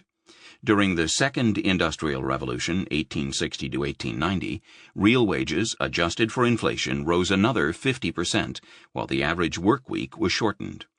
While wages went up, production of new and better products improved dramatically, and prices went down with price deflation from the end of the Civil War to the turn of the century. The shorter work week, which averaged 61 hours in 1870, was much more the result of capitalist investment and technology that improved productivity than it was the result of laws and regulations. These only confirmed the progress being made by capitalism. As Ludwig von Mises noted, the 19th century's labor legislation by and large achieved nothing more than to provide a legal ratification for changes that the interplay of market forces had brought about previously. Capitalism, as economists Michael Cox and Richard Alm explain, is the reason American workers have become more efficient, applying technology, better tools, and improved skills to produce more goods and services on the job. As workers become more productive, employers in turn compete for their services by offering them better pay and/or shorter hours. Socialists like to argue that under capitalism the rich get richer and the poor get poorer. These days, it's usually a matter of presenting statistics on income distribution to show that the top earners' share of national income has gone up, while the bottom 10 or 20% of income earners have seen their share stay the same or go down. To get to this conclusion, you have to assume that the same people are somehow stuck in an economic rut at the bottom of the income scale. Economists Michael Cox and Richard Alm exposed this by citing a University of Michigan study that tracked more than 50,000 Americans for 3 decades to discern the extent of economic mobility in America. They found that very few people are stuck at the bottom of the economic ladder. Most rise quickly. Among their findings, more than 3/4 of families in the bottom fifth of income distribution in 1975 had made their way up to the 2 highest income quintiles in 1991. The poorest families made the largest gains. Those who started in the bottom 20% in 1975 had an inflation-adjusted gain in annual income of $27,745 by 1991. Those who started in the top 20% in 1975 also improved, but only by $4,354. Less than 1% of the sample population remained in the bottom 20% during the 1975 to 1991 period. More than half of the families who were in the bottom 20% in 1975 made it to a higher bracket within 4 years. The greatest engine for economic mobility, progress, and opportunity is capitalism, and there is no way that socialists can get around their own history of economic stagnation and failure. The myth of the abusive factory. Working conditions in 19th century factories were often horrendous by modern-day standards, and socialists have used this fact to make the case that the invention of the factory system was harmful to workers, both physically and economically. But comparing working conditions in 19th century factories to today's working conditions is not the proper comparison. The proper comparison is with what the workers left behind when they left the farms to work in the factories. Because they voluntarily left the farms for the factories, it is obvious that they believed that their wages and working conditions were improved by doing so. Factory work, as difficult as it was obviously an improvement over back-breaking 16-hour days of farm labor for minuscule wages. Interestingly, it was not socialist propagandists who first put forth the arguments about how factory work supposedly reduced the economic well-being of workers, but the landed aristocracy that was incensed by the higher wages paid by industry.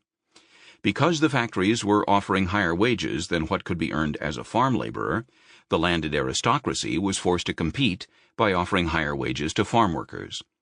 In the early days of capitalism, it was not uncommon for mothers to bring some of their older children with them to work in the factories. This sounds deplorable by today's standards, but again, the alternative was farm labor at lower and often more uncertain wages, and child labor laws were again a result of capitalist economic progress, of increasing wages and wealth, so that it was no longer necessary for families to put their children to work. The myth of the robber barons. For more than a century, socialists have smeared successful 19th century American entrepreneurs as robber barons. These men were anything but robbers or barons.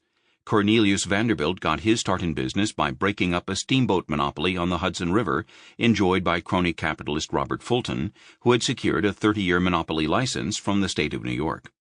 Vanderbilt was hired by New York businessman Thomas Gibbons to defy the state's steamboat monopoly, and he succeeded. He cut the fare from New York to Hartford, eventually to zero, and made money by selling food and drinks on the ships. The U.S. Supreme Court ended the steamboat monopoly licensing scheme with its 1824 ruling in Gibbons v. Ogden, maintaining that only the federal government, not state governments, can regulate interstate trade under the Commerce Clause of the U.S. Constitution. This was a classic case of a genuine free-market entrepreneur, Vanderbilt, out-competing a crony capitalist favored by government, Fulton. Vanderbilt, of course, went on to become extremely successful in the railroad industry. James J. Hill built a transcontinental railroad, the Great Northern, without any government subsidies and outcompeted all the government-subsidized crony capitalists who operated the Union Pacific and Central Pacific railroads. While the latter corporations were given hundreds of miles of land and per-mile building subsidies by the U.S. government, Hill boasted of having built the Great Northern without any government aid, even the right-of-way, through hundreds of miles of public lands being paid for in cash.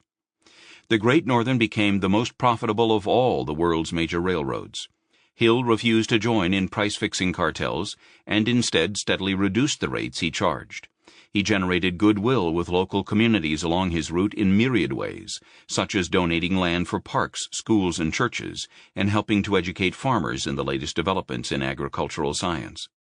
The crony capitalist railroads, on the other hand, were built in extraordinarily wasteful ways, since all of their waste and cost overruns were subsidized by the government. Indeed, much of the wastefulness was required by the government, subsidizing unprofitable small rail lines in certain congressional districts in order to secure votes in Congress for more subsidies. The Union Pacific and Central Pacific were eventually exposed as the instigators of one of the then biggest political corruption scandals in American history, the Crédit Mobilier scandal. Like James J. Hill and many other successful free-market capitalists of the 19th century, John D. Rockefeller started from nothing. His Standard Oil Company was praised by even his harshest and most envious critics as a marvelous example of economy in business. Because of Standard Oil's outstanding efficiency and competitiveness, its share of the refined petroleum market increased from 4% in 1870 to 25% in 1874 and 85% by 1880. It did this by cutting the cost of refining a gallon of oil from 3 cents to less than half a cent and passing the cost reductions on to its customers. The price of refined oil plummeted from 30 cents a gallon in 1869 to 8 cents by 1885. Rockefeller was extremely generous with his employees, paying them more than the competition and rewarding his managers with bonuses and time off for good performance. Consequently, his workers were more productive, and he was rarely slowed down by strikes. The myth of predatory pricing. Socialists often charge that capitalists use predatory pricing to drive out competition and thus create monopolies that can then exploit consumers with high prices. One problem with this theory, however, is that no one has ever found a monopoly that was created in this way. Socialist folklore has it that John D. Rockefeller was a monopolist, but when his company was broken up by the antitrust authorities, he had more than 300 competitors, which is hardly anyone's definition of a monopoly. The reason why no one has ever found a monopoly created through predatory pricing is because no business leader would intentionally lose money for years in the uncertain hope that he might bankrupt his competitors, and with the dangerous possibility that even if he somehow succeeded in establishing a monopoly, it wouldn't be permanent as new competitors tried to undercut his monopoly pricing. There are many other less risky ways to make money, such as simply expanding one's core business. As for the hoary accusations that Standard Oil practiced predatory pricing, economist John McGee studied the entire Standard Oil antitrust case and concluded in the Journal of Law and Economics that there was no evidence in the trial that Standard Oil ever attempted predatory pricing. It was merely very good at old-fashioned price-cutting competition. The capitalism causes war myth. Socialists like to allege that capitalism causes war. Capitalist economies, they say, produce too much for domestic consumption and therefore invade other countries to dump products on their markets. One early 20th century proponent of this idea was the Marxist John A. Hobson, author of the book Imperialism. Lenin himself praised Hobson and repeated the notion in his Imperialism, the Highest Stage of Capitalism. Like so many other socialist myths about capitalism, the truth is exactly the opposite. War and capitalism are in reality opposite extremes. Free market capitalism is all about trade, including international trade. It is about the free exchange of goods and ideas, which encourages peace and mutual understanding. There is an old saying sometimes credited to the 19th century French economist Frédéric Bastiat that if goods don't cross borders, armies will. Free trade encourages peaceful cooperation, while restraints on capitalism like protectionism and tariffs can create trade wars that become real wars. The height of protectionism or economic nationalism is autarky, a policy of attempting to be economically self-sufficient as a nation, producing everything a population needs from domestic sources. Nazi Germany was one country that followed this policy, and since Germany did not have enough resources to achieve economic self-sufficiency, it invaded other countries to expropriate the resources it needed. Germany's National Socialists were not alone, of course. Governments have waged wars of economic conquest for centuries, but capitalism, which encourages international free trade, is almost by definition not the reason. Wars of economic conquest are almost invariably the result of some variant of mercantilism, socialism, or autarky, three economic theories that put the interests of the state, which controls the military, first. It is essential for citizens of a free and prosperous society to understand enough about economic logic and economic reality to see through socialist myths. I hope this book has gone some way towards helping expose just a few of the myriad problems of socialism and restoring the ideal of free markets and human freedom. Thank you for listening to this recording of The Problem with Socialism by Thomas DiLorenzo. This book was read by Bob Sauer. Please visit booksinaudio.com to offer your impressions of this work and to explore additional titles. Audible hopes you have enjoyed this program.